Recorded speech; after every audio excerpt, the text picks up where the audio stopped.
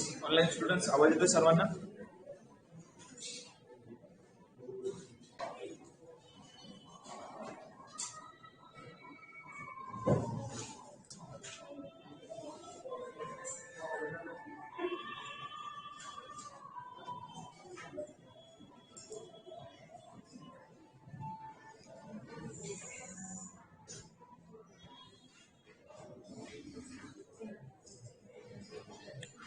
Okay, write down next definition. Court.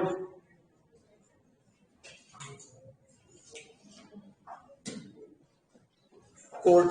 COURT. Court.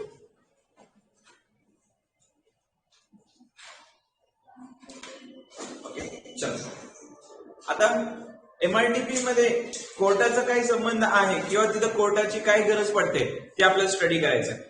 Actually मित्रांनो MRTPचा खूप जास्त कोर्टाशी काही संबंध पडत नाही, पण एखाद्या वेळी जर एखादा जो ओनर आहे त्याला जो काही त्याचा प्लॉट त्या ठिकाणी अवेलेबल आहे किंवा जो काही एरिया त्या ठिकाणी अवेलेबल आहे, जर तो एरिया एखाद्या पब्लिक पर्पज साठी त्या ठिकाणी रिझर्व्ड असेल आणि त्यावेळेस त्या पब्लिक पर्पज साठी रिझर्व्ह असलेला जो काही लँड आहे किंवा जो पब्लिक पर्पज साठी जो काही रिझर्व्ह करायचा आहे आणि तो जो काही लँड ओनर आहे तो जर त्याची जी जमीन आहे त्या ठिकाणी जर तो देत नसेल तर तिथं कुठे ना कुठे कोर्टाची काय लागते त्या ठिकाणी गरज लागते.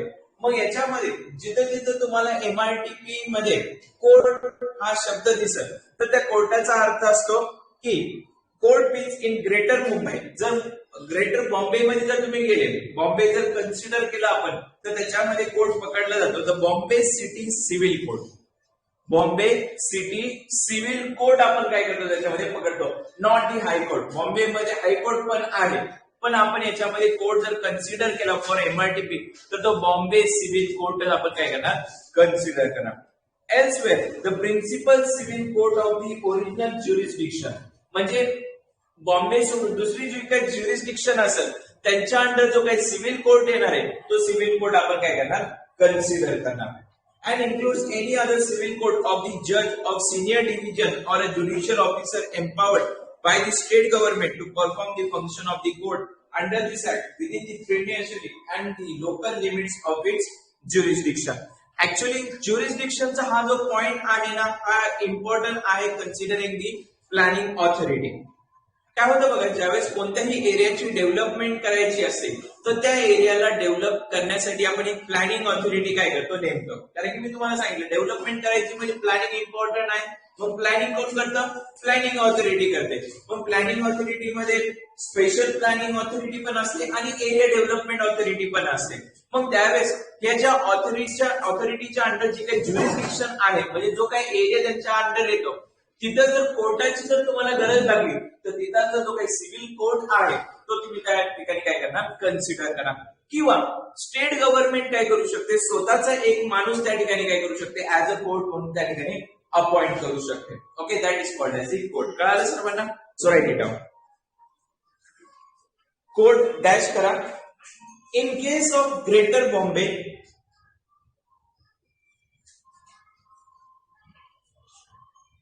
court in case of Greater Bombay consists of the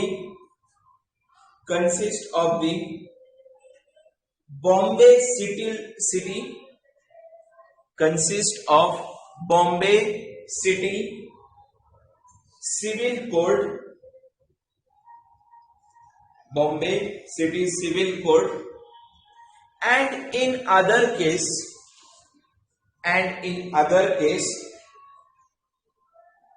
the principal civil court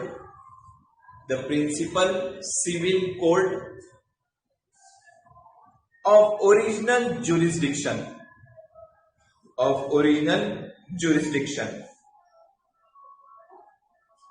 Next point, the state government can also appoint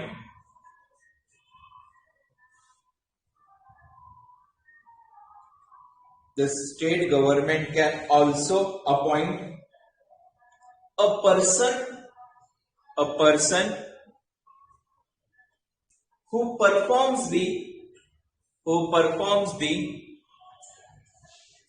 duty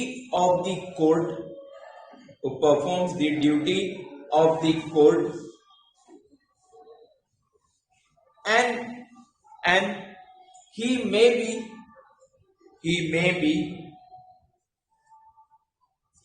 the judge of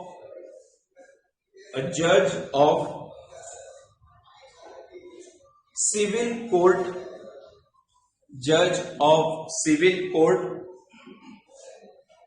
or any judicial officer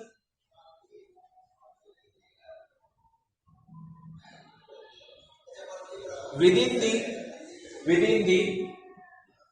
local limits jurisdiction, within the limits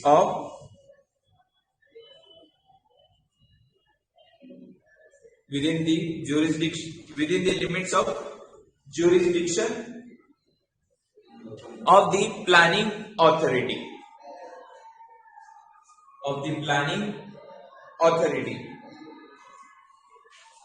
Then the next, designated officer. Next heading लिहून घ्या, designated officer.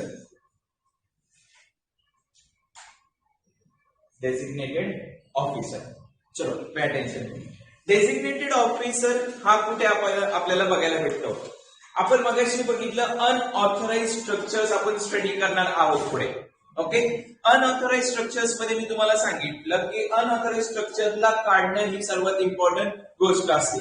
मग तिथं आपण काय करतो, state गव्हर्नमेंटच्या under एक collector त्या ठिकाणी काय केलं जातं, अपॉइंट केला जातो, जो काय करतो अनऑथराइज्ड स्ट्रक्चर्सला त्या ठिकाणी रिमूव्ह करण्याचं काम करतो. किंवा स्टेट गव्हर्नमेंटला जर वाटलं की आपण ह्या सर्व गोष्टींसाठी या अनऑथराइज्ड स्ट्रक्चर्स कुठे आहेत, कसे आहेत, कसं त्यांना रिमूव्ह करायचं आहे, या सर्वांचा आराखडा किंवा या सर्वांची डॉक्युमेंटेशन वर्क करण्यासाठी द स्टेट गव्हर्नमेंट एक ऑफिसर त्या ठिकाणी काय करू शकते, नमूद करू शकते. आणि त्या ऑफिसरला आपण म्हणतो डेझिग्नेटेड ऑफिसर. डेझिग्नेटेड म्हणजे काय, कुणीतरी त्याला अपॉइंट केलेलं आहे for a certain part of work. पण इथं डेझिग्नेटेड ऑफिसर मध्ये त्यांनी डेफिनेशन मध्ये सांगितले की सेक्शन जो अनऑथराइज्ड स्ट्रक्चरचा आपण स्टडी करतो त्याच्यामध्ये स्टेट गव्हर्नमेंट जो काय ऑफिसर नेमते, okay, for a certain unauthorised construction work, तर त्यावेळेस आपण काय करतो, त्याला as a designated person consider करतो. So write it down. A person designated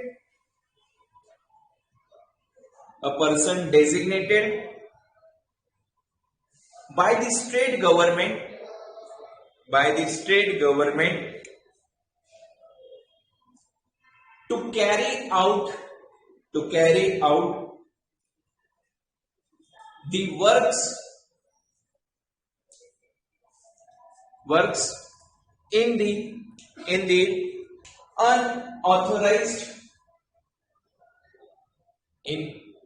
unauthorized structures. In unauthorized structures or construction म्हटलं तरी चालेल, or construction. नेक्स्ट हेडिंग घेऊन घ्या, development.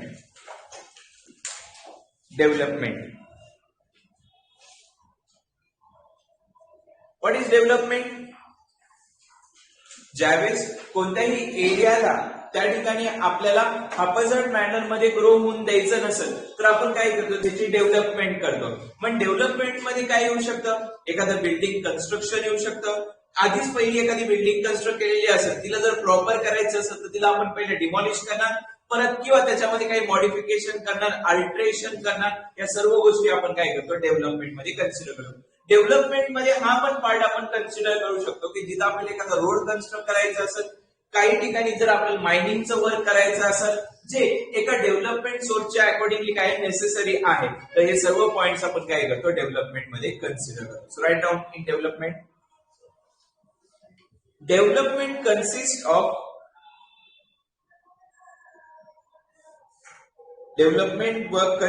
of carrying out the building construction,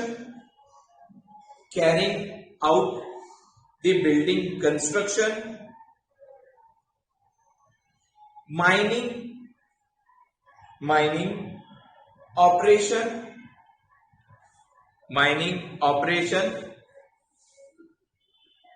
or any material change in the building any material change in the building or any land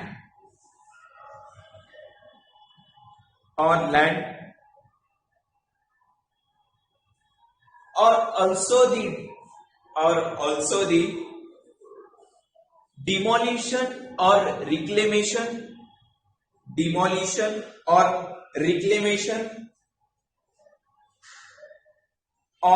any structure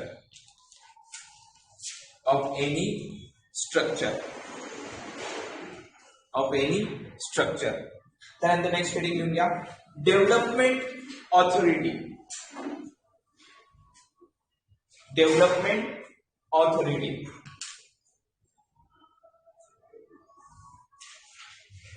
चलो, what is development authority? ज्यावेळेस कोणत्याही एरियाचं development तुम्हाला करायचं असेल according a certain plan, तर त्या ठिकाणी त्या डेव्हलपमेंटला पूर्ण करण्यासाठी तिथे एक डेव्हलपमेंट ऑथॉरिटी तुम्हाला काय करायला लागते, अपॉइंट करायला लागते.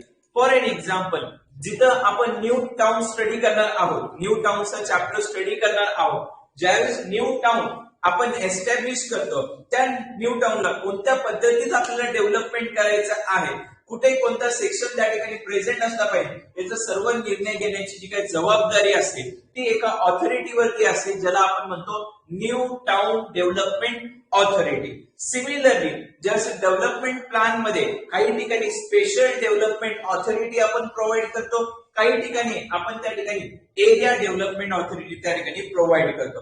म्हणजे ज्यावेळेस थोडक्यात तुम्ही म्हणू शकता की तिथं डेव्हलपमेंट करायचं आहे आणि त्या डेव्हलपमेंटसाठी जी काय ऑथॉरिटी तुम्ही अपॉइंट करणार आहात त्याला आपण काय म्हणतो, डेव्हलपमेंट ऑथॉरिटी. जसं एक्झाम्पल मी तुम्हाला सांगितलं की न्यू टाउन साठी जी ऑथॉरिटी नेमली जाते that is called as the new town development authority. Right it down. Any authority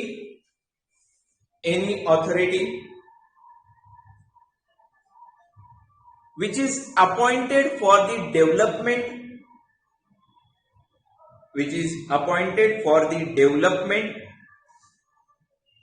of any area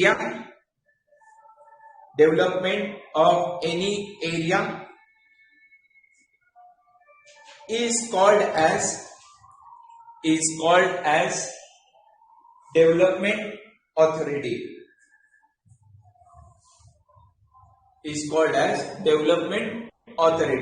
For example,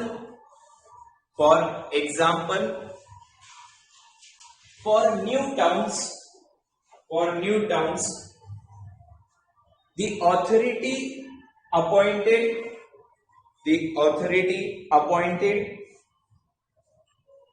is called as new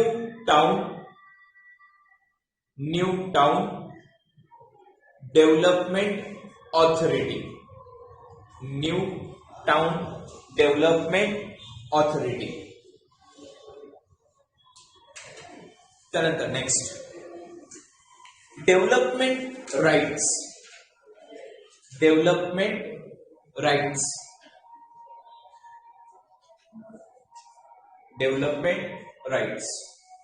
चलो, what is meant by development rights? जर suppose आता Pune city आहे, Pune city जर काही आपण पकडलं तर तिथं डेव्हलपमेंट तर चालू आहे. त्याचबरोबर जर तुम्ही आउटस्कर्ट पार्टला गेले, म्हणजे फॉर एन एक्झाम्पल धायरीमध्ये आले, तर धायरीचा पार्ट पण बऱ्यापैकी काय झालेला आहे, डेव्हलप झालेला आहे. पण धायरीच्या मागे जेव्हा तुम्ही खडकवासला विलेज कडे जातात तर तिथं डेव्हलपमेंटची जी काय प्रायोरिटी आहे ती काय कमी आहे.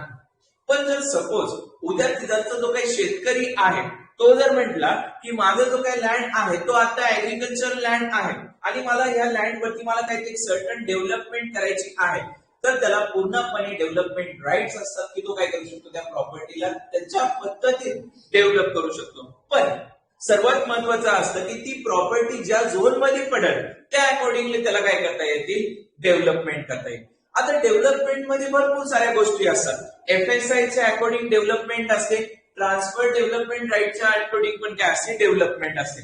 आता FSI तर मी तुम्हाला त्या दिवशी सांगितलेलं असं, FSI काय आहे, covered area divided by total plot area. तो कसा असतो मी तुम्हाला इथे एक्सप्लेनेशन त्या ठिकाणी दिलं होतं. मग जो काय पर्सन आहे त्याच्याकडे जो काय प्लॉट रिझर्व आहे, मग त्या प्लॉट वरती FSIच्या अकॉर्डिंग त्याला डेव्हलपमेंट जशी करायची आहे तर त्याला पूर्णपणे राईट्स असतात की तो त्याच्या डेव्हलपमेंटला काय करू शकतो, कम्प्लीट करू शकतो. पण त्याला तिथं जे काही रूल्स अँड रेग्युलेशन कन्सिडर करायचे आहे तर त्याला कन्सिडर करावे लागणार आहे. त्याचबरोबर तुम्ही अजून एक गोष्ट ऐकली असेल TDR म्हणून. What is TDR?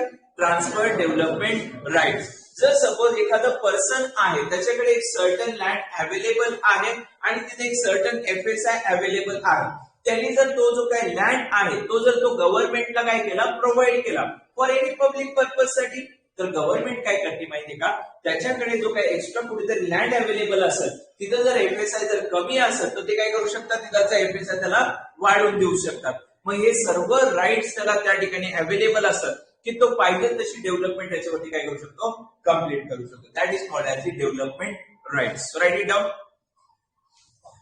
The development right includes the development rights includes the development of the land or building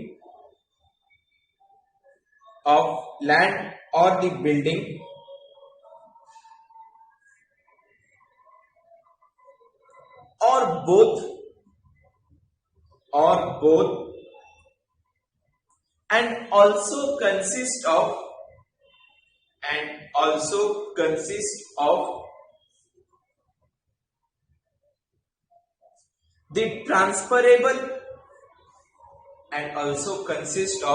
the transferable development rights,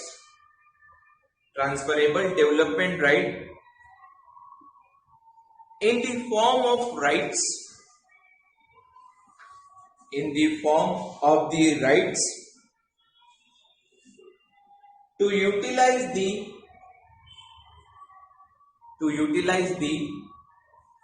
floor space index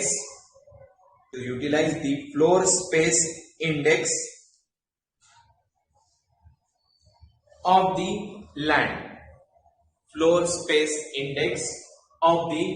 land. Okay. Next, Director of Town Planning.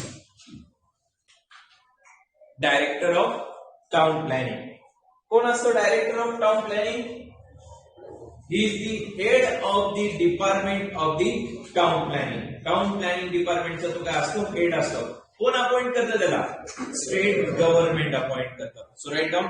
He is the head of the town planning department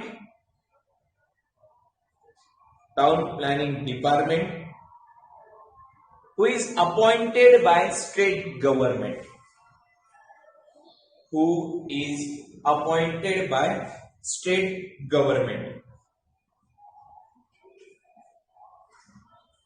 Next, engineering operations.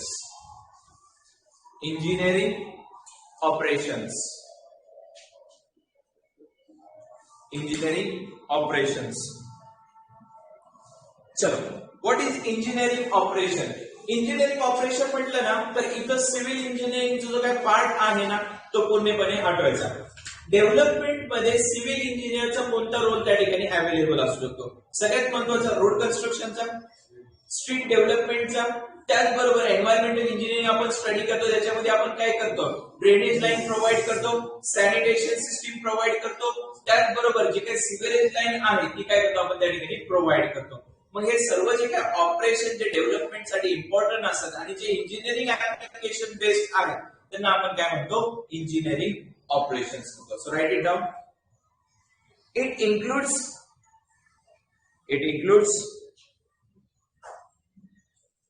the formation or laying out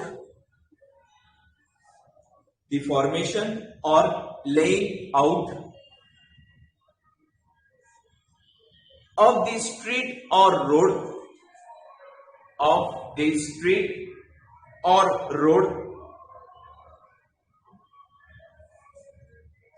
and also and also laying out electricity, water supply,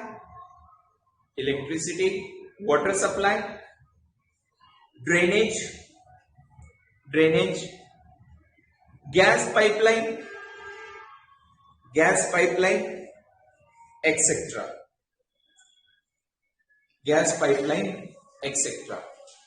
Next, existing land use map. Existing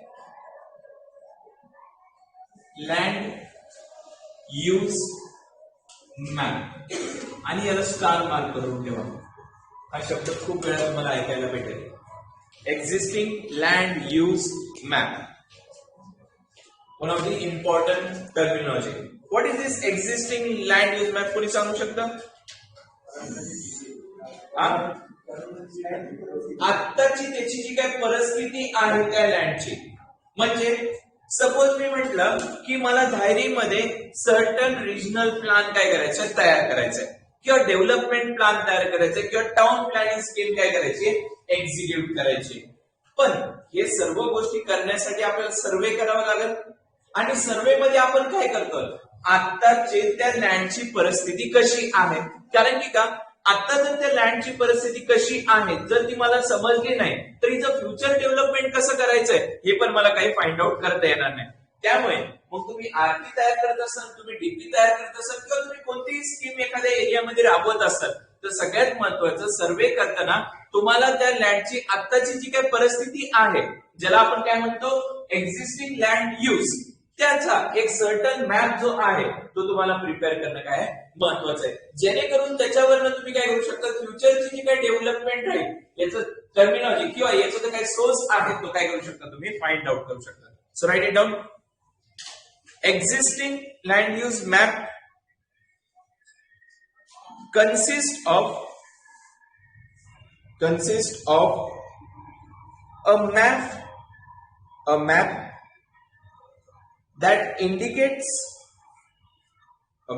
that indicates the use of the land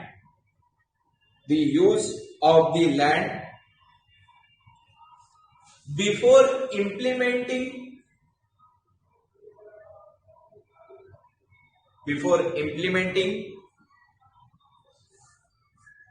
any development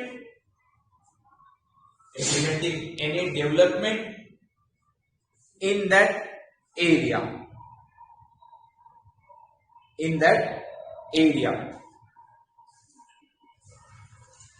okay. त्यानंतर next मी काही definition काय करतोय, सोडतोय बरं का. जसं development प्लॅनचं definition मी सोडलंय, आता final प्लॉटचं पण definition मी सोडणार आहे. का सोडतोय, कारण की जेव्हा टीपीएस आपण स्टडी करतो ना, त्याला स्टार्ट करताना मी हे सर्व डेफिनेशन रिपीट करणार आहे, जेणेकरून तुम्हाला त्यावेळेस काय होते ते प्रॉपरली आठवते.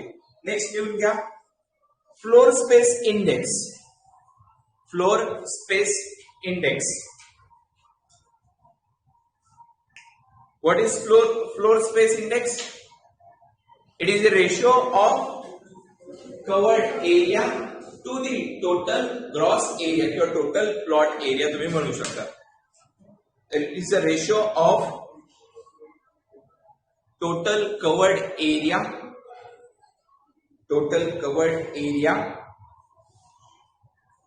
to the total plot area.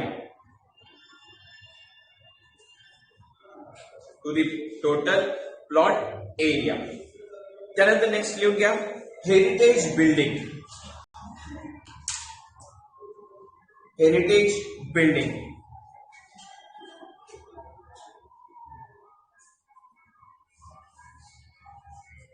What is meant bye heritage building?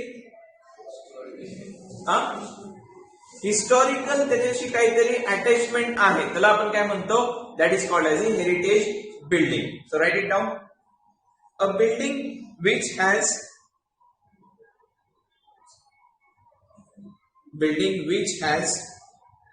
historical or cultural values, historical or cultural values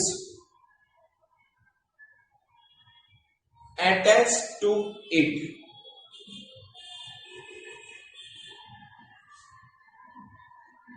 attached to it.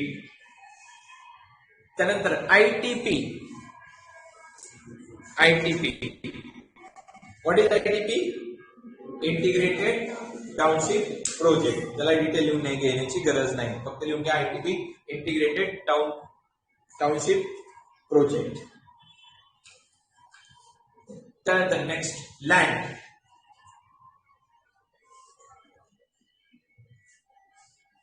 Okay, what is land? Land is such immovable property which is attached to the earth and which has a certain benefit to cause any certain development on it. That is called as a certain land. So write it down. Land includes benefits to arise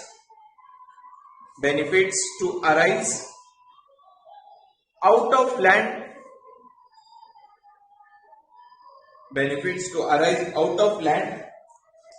and which is permanently fixed to the earth. Permanently fixed to the earth. Next, local authority.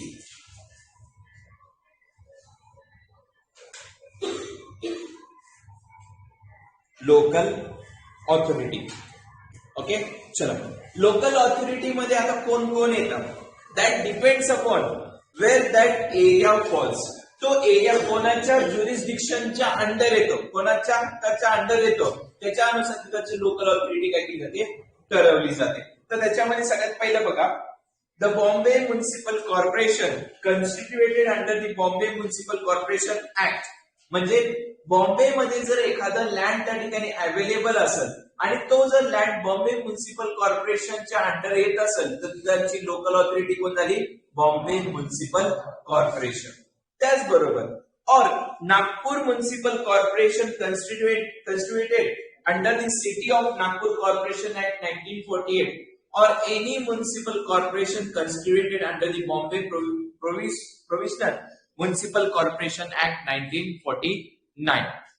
म्हणजे जेवढे पण महानगरपालिका जे आहेत, जे constitute केलेले आहेत त्या बॉम्बेच्या ऍक्टच्या अनुसार, आणि ती जो काय एरिया आहे तो जर त्या महानगरपालिकेच्या अंडर पडत असेल तर तिथची रिस्पेक्टिव्ह महानगरपालिकेला आपण काय म्हणतो, तिथची लोकल ऑथॉरिटी म्हणा. Second, a council and a Nagar panchayat constituted under the Maharashtra Municipal Council Nagar panchayat and industrial township act. जिथं तुम्हाला नगर पंचायत आहे तर तिथे नगर पंचायत तुमची काय राहणार आहे, किंवा काउन्सिल जी आहे ती तुमची काय राहणार, ती तुमची लोकल ऑथॉरिटी राहणार आहे. त्यानंतर जिल्हा परिषद कॉन्स्टिट्युटेड अंडर दी महाराष्ट्र जिल्हा परिषद अँड दी पंचायत समिती ऍक्ट. ह्या ऍक्टच्या अनुसार तुमचं जिल्हा परिषद काय राहणार आहे, ऍज अ लोकल ऑथॉरिटी. त्यानंतर last, Nagpur improvement trust constituted under the Nagpur improvement trust act 1936. म्हणजे जे एरिया या नागपूर ट्रस्टच्या अंडर येतील तर तिथं ती जी काय ऑथॉरिटी राहणार आहे that is the Nagpur trust authority. Okay, that is the local authority that we consider for a certain area that comes under that jurisdiction. So write down the local authority. The local authority is decided based upon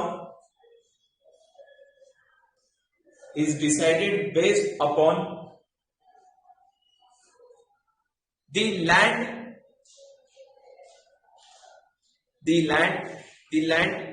which comes under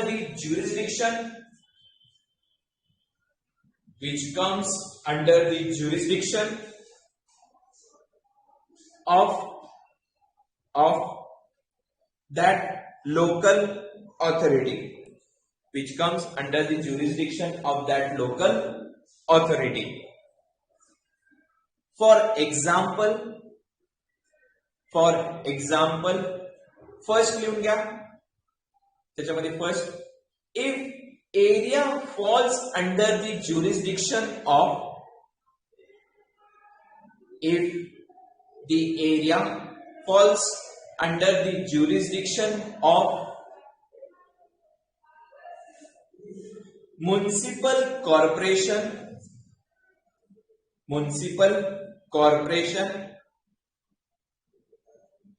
then the respective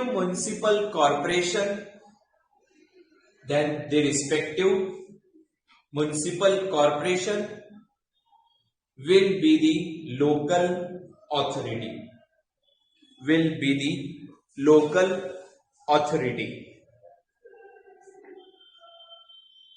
Next, if area is under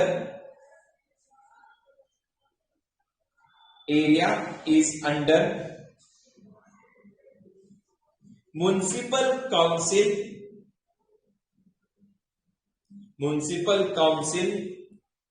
और नगर panchayat,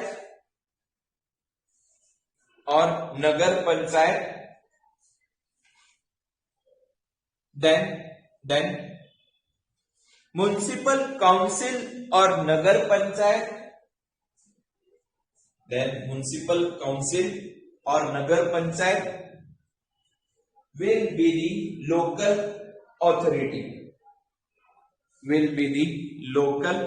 authority. Next, if the area is under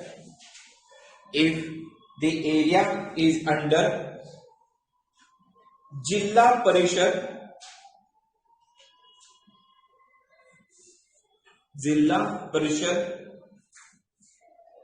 then Jilla Parishad is the local authority.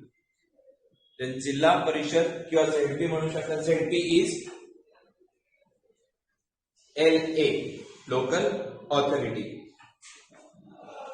त्यानंतर next, if any authority is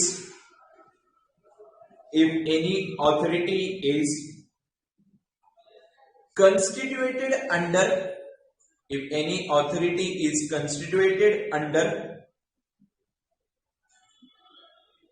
Maharashtra Housing and Area Development Act,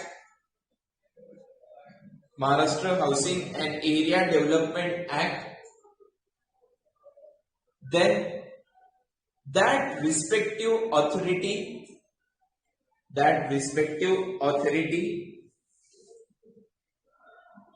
is the local authority.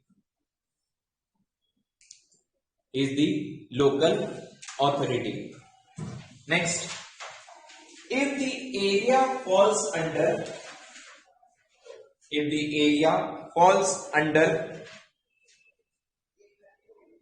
Nagpur Improvement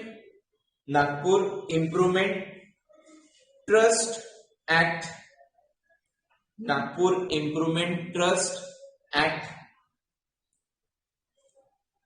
then Nagpur Improvement Trust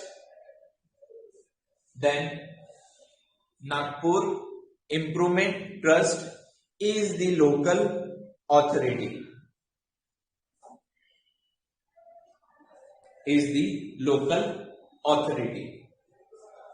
आणि ज्या ठिकाणी जर अशी local authority जर present नसेल तर त्यावेळेस स्टेट गव्हर्नमेंट जी काय ऑथॉरिटी त्या ठिकाणी अपॉइंट करेल तीच तुम्ही ऍज अ लोकल ऑथॉरिटी म्हणून काय करणार, तिथं कन्सिडर करणार. मग ती प्लॅनिंग ऑथॉरिटी पण त्या ठिकाणी काय करू शकतो, आपण नमूद करू शकतो. So right it down.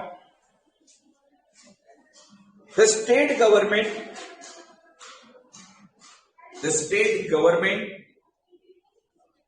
can also appoint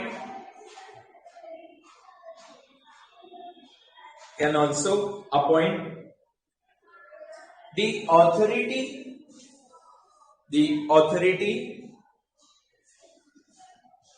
to be as the local authority to be as local authority for the development of any particular area. For the development of any particular area.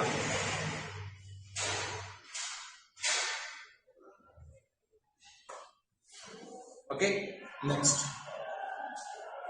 Local newspaper. Local newspaper.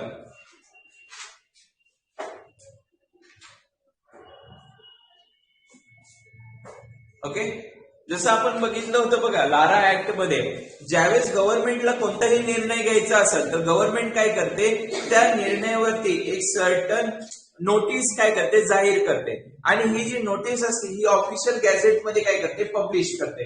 आणि जर official gadget मध्ये जर publish नाही केली तर ती काय करते, तिथची रिस्पेक्टिव्ह जी काही लोकल ऑथॉरिटी असेल त्या लोकल ऑथॉरिटीच्या वेबसाईट वरती किंवा तिथं त्यांचं ते काय ऑफिस आहे त्या ऑफिस वरती काय करते, ती नोटीसला पब्लिश करते. त्याचबरोबर लोकल जे काही न्यूज पेपर आहेत त्यांच्यामध्ये पण ते काय करते, त्या ठिकाणी पब्लिश करते. मग इथं न्यूज पेपर कोणते असू शकतात की ज्या ठिकाणी आपल्याला त्या एरियामध्ये डेव्हलपमेंट करायची आहे, whether it is for the regional plan और whether it is for the development plan. मग ते जे काय एरिया ज्या ज्युरिस्डिक्शन मध्ये येतं आणि त्या ज्युरिस्डिक्शन मध्ये डेली जो काही न्यूजपेपर वाटला जातो त्याच्या न्यूजपेपर मध्ये काय करणार, गव्हर्नमेंट त्याची जी नोटीस आहे ती काय करणार, पब्लिश करणार. मग ते आपण त्यांना दोघांना लोकल न्यूजपेपर आपण म्हणून काय करतो, त्या ठिकाणी कन्सिडर करतो. So right it down. In relation to any area, in relation to any area which is under the jurisdiction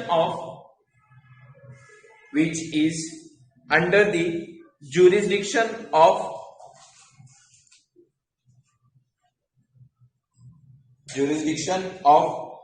regional planning board,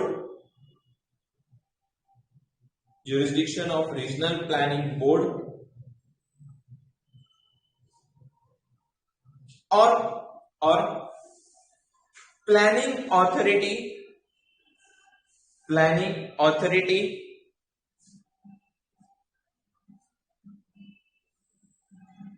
where daily newspaper are circulated, where daily newspaper are circulated. Next लिहून घ्या, ऑक्युपायर.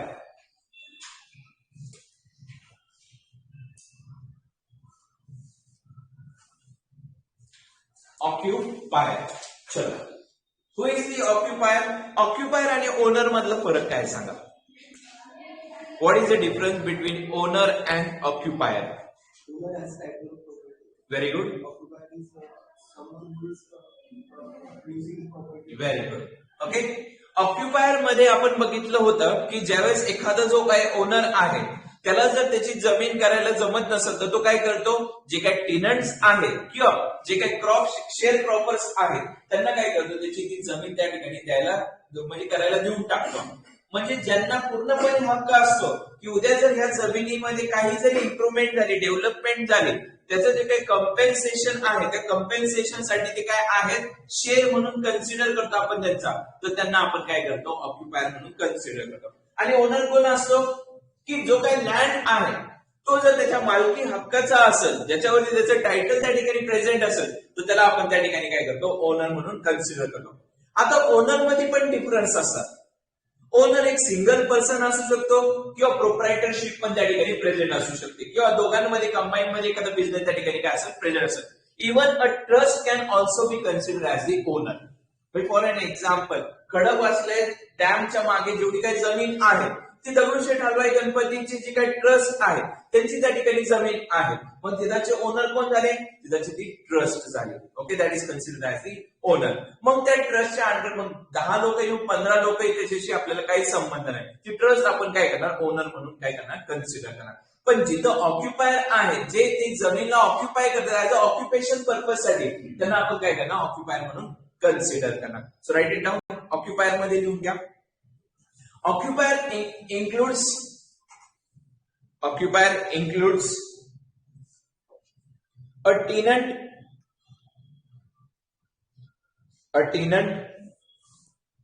or a person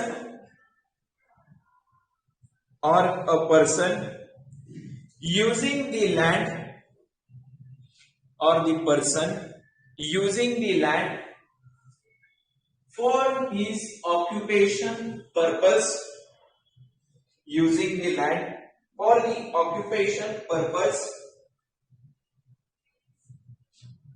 or on the lease,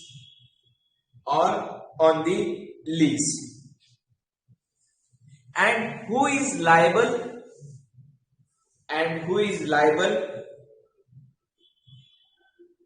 to pay the compensation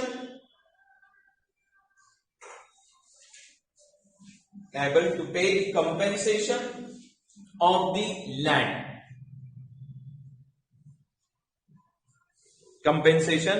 the land. त्यानंतर owner, write down owner.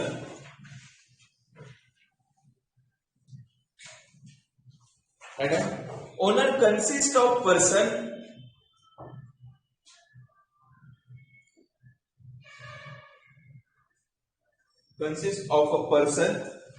who is entitled to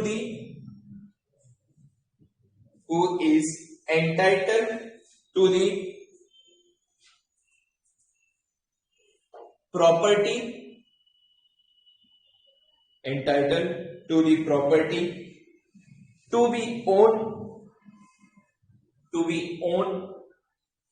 by his own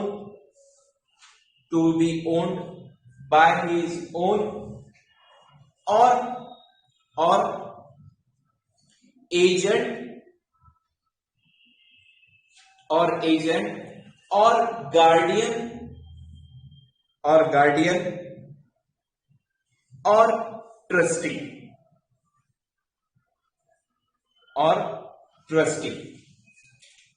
next heading लिहून घ्या, planning authority.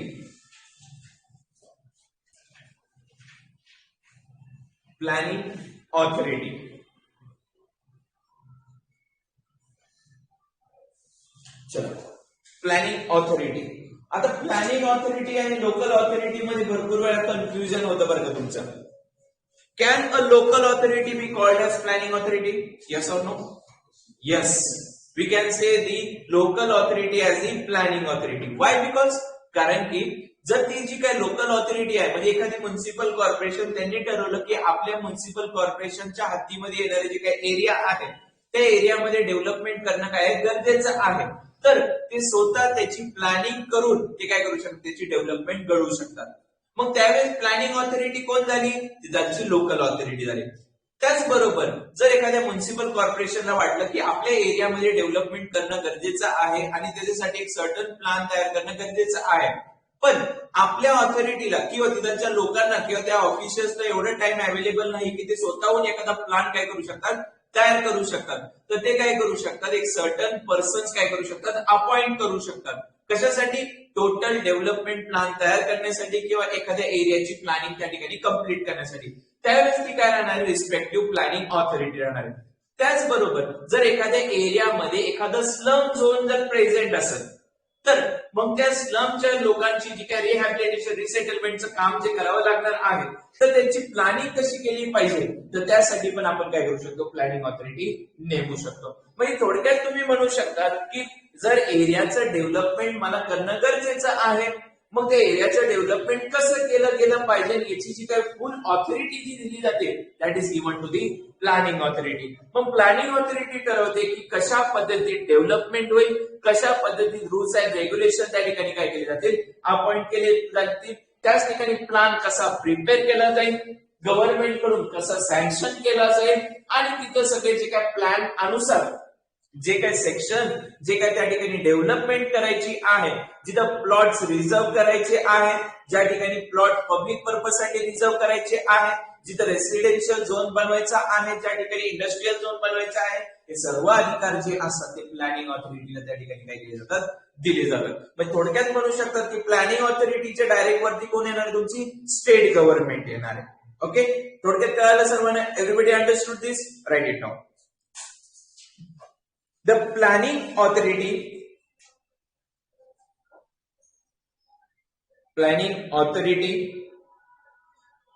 means a local authority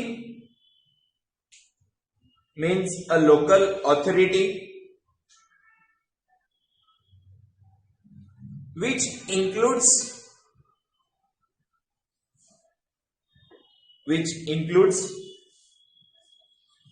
a special planning authority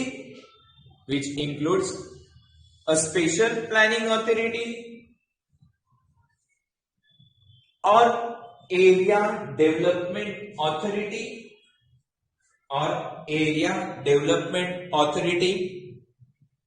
appointed for development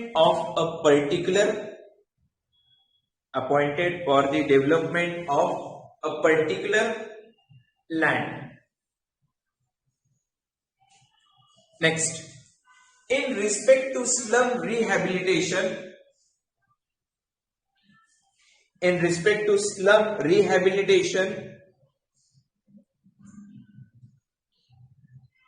the slum rehabilitation authority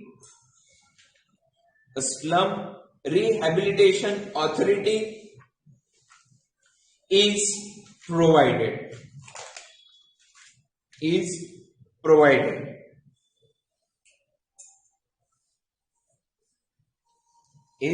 provided right now. Next heading, undeveloped area.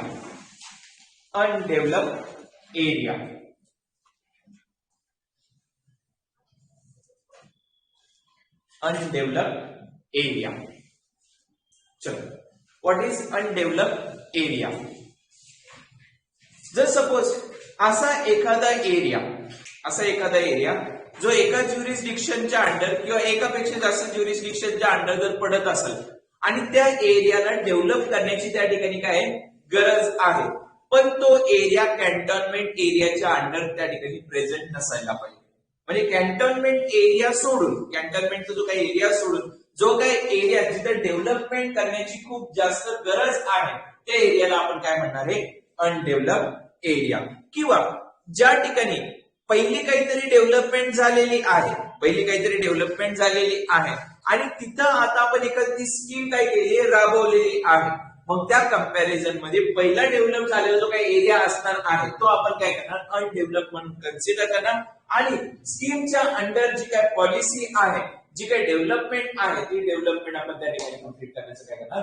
प्रयत्न करणार. त्याला आपण काय म्हणतो? Undeveloped area. So right it down. The undeveloped area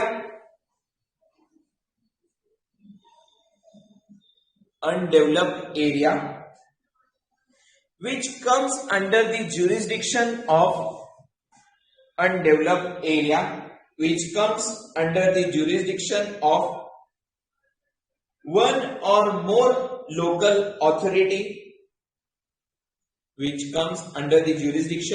one or more local authority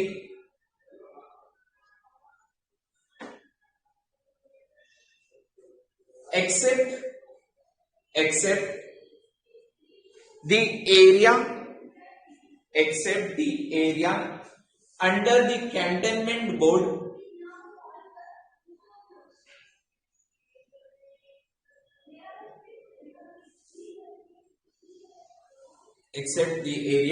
the cantonment board which is in the opinion of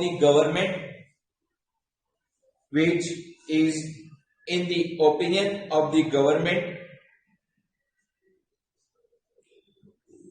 that such area is developed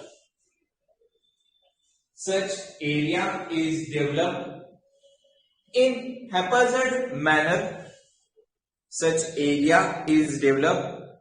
haphazard manner and need to be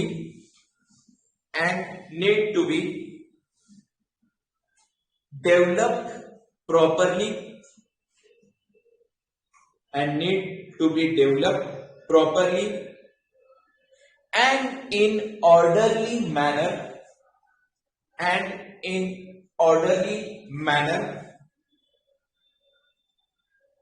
is called as undeveloped area. Is called as undeveloped area. Okay, these were the definition. इथं chapter number 1 काय होता आपला complete होता. Next is the chapter number 2, that is the provision relating to the regional plan. आज चालू करायचं का उद्यापासून स्टार्ट करायचं? आजपासून. ठीक आहे, चालेल. Write down heading provision relating to regional plan. Provision relating to regional plan. Chapter number 2. Heading लिहून घ्या. Chapter number 2. Provisions relating to regional plan.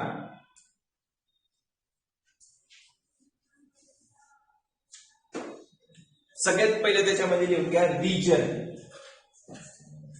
Write down a region. Dash करा. डेफिनेशन लिहिते आपल्याला. What is a reason? Area under the jurisdiction of what? State government. Okay. For development is called as the region. No. What is a region? Whenever the state government thinks that for a particular area, a certain development needs to be made.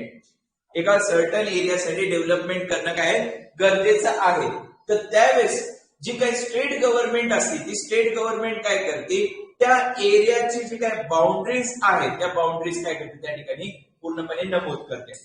Extent जो आहे एरियाचा ते त्या ठिकाणी काय करते, find out करते. आणि त्या एक्सटेंटच्या आतमध्ये जो काही एरिया आहे जो अकॉर्डिंगली त्यांना डेव्हलप करायचा आहे त्याला रिजन म्हणून काय करते, कन्सिडर करते. मग रिजन काय असू शकतो मित्रांनो? Region can be a district also. Region can be a small area and region can be a district. But majorly always a region is considered to be a large area.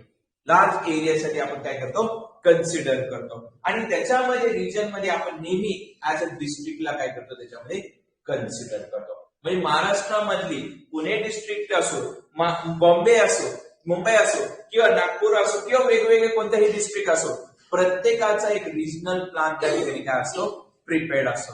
मग regional plan काय दर्शवतो?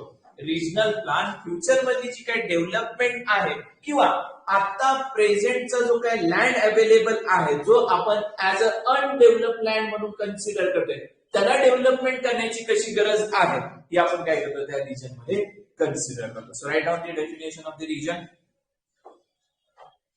It is the area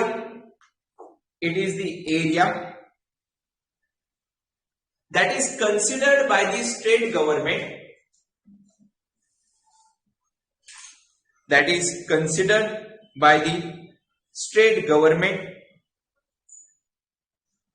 with its extent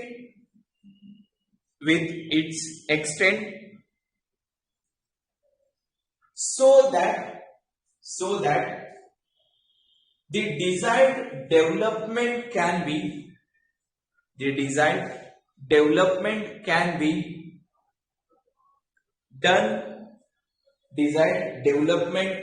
done in it. Okay, next heading you get establishment of the region and alteration of its limits. Establishment of the region and alteration of its limits. Okay, चलो pay attention. याच्यामध्ये काय सांगितलेलं आहे, सगळ्यात पहिलं, subject to the provision of this section, the state government by notification in the official gazette establish any area in the state by defining its limits to be a region for the purpose of this act and may name and alter the name of such region. म्हणजे ज्यावेळेस state गव्हर्नमेंटला वाटेल की त्याच्या स्टेटमध्ये एखाद्या particular region काय करायचं, तयार करायचं आहे, जिथं डेव्हलपमेंटची गरज आहे, तर स्टेट गव्हर्नमेंट अशा रिजनच्या बाबतीत त्याला आपले ऑफिशियल नोटिफिकेशन किंवा ऑफिशियल गॅझेट मध्ये काय करू शकतात, पब्लिश करू शकतात की हा जो रिजन आहे याला डेव्हलपमेंट करण्याची काय गरज आहे. मग त्या रिजनचा जो काय एरिया आहे, त्या एरियाचा जो काय एक्सटेंट आहे, स्टेट गव्हर्नमेंटला पूर्णपणे त्या ठिकाणी अधिकार असतो की ते काय करू शकतात, त्या एरियल एक्सटेंटला कमी करू शकतात किंवा त्या एरियल एक्सटेंटला काय करू शकतात, वाढवू शकतात. त्याचबरोबर the state government may by notification in the official gazette, सगळ्यात पहिलं, alter the limit of a region so as to include therein और to exclude therefrom such area as may be specified in the notification. गव्हर्नमेंटला पाहिजे तेव्हा जो काही region तयार केलेला आहे तो रिजन मधला काही पार्ट ते काय करू शकतात, कमी करू शकतात, काही पार्ट ते काय करू शकतात, ऍड करू शकतात. पण सर्व गोष्टी करण्यासाठी त्यांना ऑफिशियल गॅझेटमध्ये एक नोटीस काय करावी लागेल, पब्लिश करावी लागेल, जी सर्व लोकांसमोर काय केली जाणार आहे, प्रस्तुत केली जाणार आहे. Second, amalgamate two or more region so as to form one region. जर स्टेट गव्हर्नमेंटने सेपरेट दोन रिजन पहिले तयार केलेले असतील तर पूर्णपणे स्टेट गव्हर्नमेंटला अधिकार असतं की दोन रिजनचा एक रिजन त्या ठिकाणी काय करता येईल, अमॅलगेमेट करता येईल, म्हणजे काय, ऍड करता येईल, कंबाईन करता येईल. त्याचबरोबर स्टेट गव्हर्नमेंटला पूर्णपणे अधिकार असतो की एक रिजनला दोन रिजन मध्ये काय करू शकतात, बायफर्गेट करू शकतात. Okay, split up any region into two or more regions. Declare that the whole or part of the area comprising the region shall cease to be a region or part thereof. किंवा जो काही region तयार केलेला आहे त्याला पूर्णपणे काय करू शकतात, ते व्हॅनिश करू शकतात. म्हणजे पहिला काहीतरी नमूद केलेला आहे रिजन आणि आता त्यांना वाटलं की नाही करायचं आहे तर पूर्णपणे काय करू शकतात, त्याला डिसॉल्व्ह करू शकतात, सीज करू शकतात त्या ठिकाणी. A plan showing the boundaries of the region as established under this section shall be available for the inspection at the office of the collector, Mamlatdar, Tahsildar concerned, and on the constitution of the regional board thereof also at the office of the board. That is called as the establishment of the regional plan. आणि जो काही area state गव्हर्नमेंटने final केलेला आहे त्या एरियाच्या आतमध्ये जो काही स्टेट गव्हर्नमेंटचा प्लान तयार करणार आहे त्याला आपण काय म्हणतो, रिजनल प्लान म्हणतो. कळालं सर्वांना? हा पहिला सेक्शन. पहिल्या सेक्शन मध्ये काय सांगितलेलं आहे की गव्हर्नमेंटला जर वाटलं की एक सर्टन एरियाला डेव्हलप करण्याची गरज आहे तर स्टेट गव्हर्नमेंट काय करणार, सगळ्यात पहिलं त्या एरियाचे जे काही लिमिट्स आहे त्या एरियाचा जो काही एक्सटेंट आहे तो काय करणार, ते फाइंड आउट करणार. आणि जसं ते फाइंड आउट केलं तर त्याला ते रिजन म्हणून काय करणार, त्या ठिकाणी प्रिस्क्राईब करून ठेवणार. मग त्याचं नाव जे आहे त्यांना पण बदलण्याचा पूर्णपणे स्टेट गव्हर्नमेंटला काय असतो, अधिकार असतो. पण स्टेट गव्हर्नमेंटला हे सगळं करताना याच्याबद्दल जी इन्फॉर्मेशन आहे ती ऑफिशियल गॅझेटमध्ये पब्लिश करणं काय आहे, इम्पॉर्टंट आहे. आणि त्याची जी कॉपी आहे ती कलेक्टरच्या ऑफिसमध्ये, मामलतदारच्या ऑफिसमध्ये आणि तहसीलदारच्या ऑफिसमध्ये, जो एरिया त्यांच्या ज्युरिस्डिक्शनच्या अंडर पडतो त्यांच्या तिथं पब्लिश करणं काय आहे, इम्पॉर्टंट आहे. त्याचबरोबर रिजनल प्लॅन साठी जो काय बोर्ड त्या ठिकाणी स्टेट गव्हर्नमेंट तयार करणार आहे तो जो बोर्ड ज्या ठिकाणी स्टेट गव्हर्नमेंट त्यांना राहण्याची किंवा त्यांची ऑफिसची सोय करून देईल तिथं पण याची जी नोटीस आहे ती त्या ठिकाणी पब्लिश करणं काय इम्पॉर्टंट आहे. त्याचबरोबर जो काही एरिया त्या ठिकाणी गव्हर्नमेंटने ठरवलेला आहे त्या रिजनसाठी तो एरिया गव्हर्नमेंट कमी करू शकते, वाढवू शकते. दोन रिजन जे सेपरेट गव्हर्नमेंटने तयार केलेले त्या दोघांना ती कंबाईन करू शकते किंवा जो काही कंबाईन केलेला आहे ते दोघांना काय करू शकते, तयार करू शकते. त्याचबरोबर एखादं त्यांना वाटलं की जो काही रिजन म्हणून जो काही रिजनल प्लॅन आपल्याला तयार करायचा आहे तो रिजन मला डिझॉल्व्ह करायचा आहे, माझं मन बदललं, मला काहीच डेव्हलपमेंट करायचं नाही, तर त्यावेळी त्याचा अधिकार पण काय आहे, स्टेट गव्हर्नमेंटला आहे. पण हे सर्व गोष्टी करण्यासाठी ऑफिशियल गॅझेट मध्ये त्यांना पब्लिश करणं काय महत्वाचं आहे. कळालं सर्वांना? So right it down. The state government can establish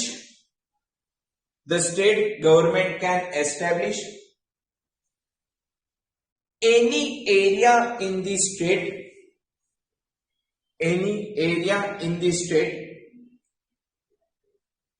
by defining its limit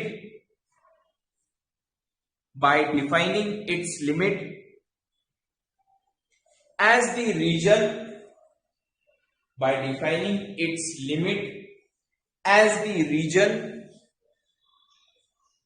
by notification in official gazette.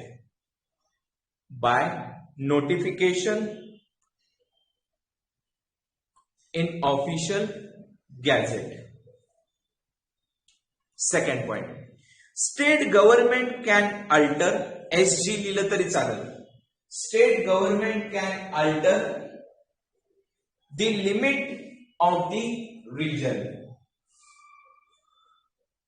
State government can alter the limit of the region.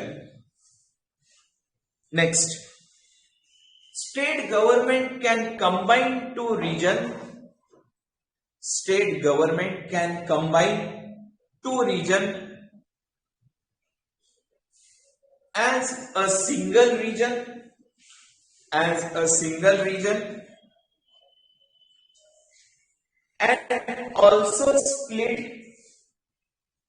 and also split one region into many, and can also split one region into many regions.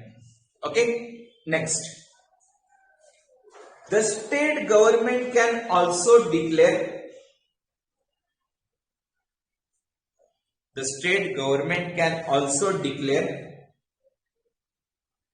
the whole WHOLE or the part of the region can also declare the whole or the part of the region to be removed of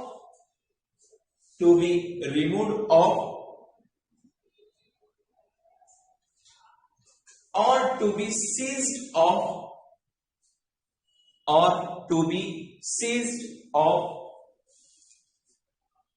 from the region.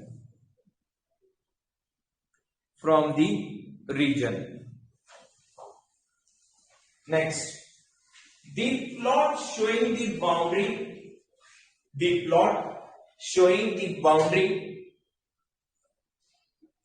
of the region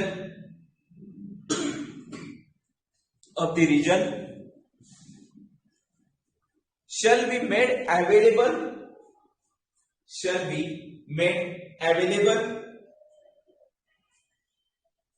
for inspection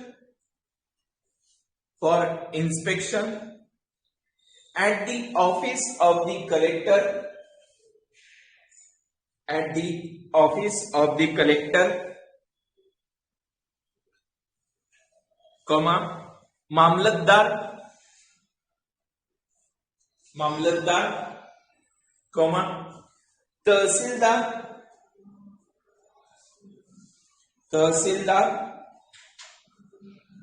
and also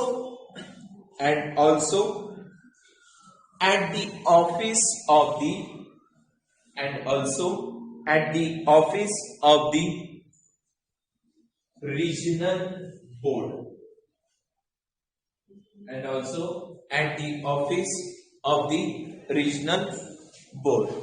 okay, कळालं? सोपं आहे. Okay, state गव्हर्नमेंटला पूर्ण अधिकार असतो की कोणताही area हा region म्हणून ते सांगू शकतात. तो रिजन ते कमी करू शकतात, वाढवू शकतात, एक रिजनचे 2 करू शकतात, 2चे 1 करू शकतात.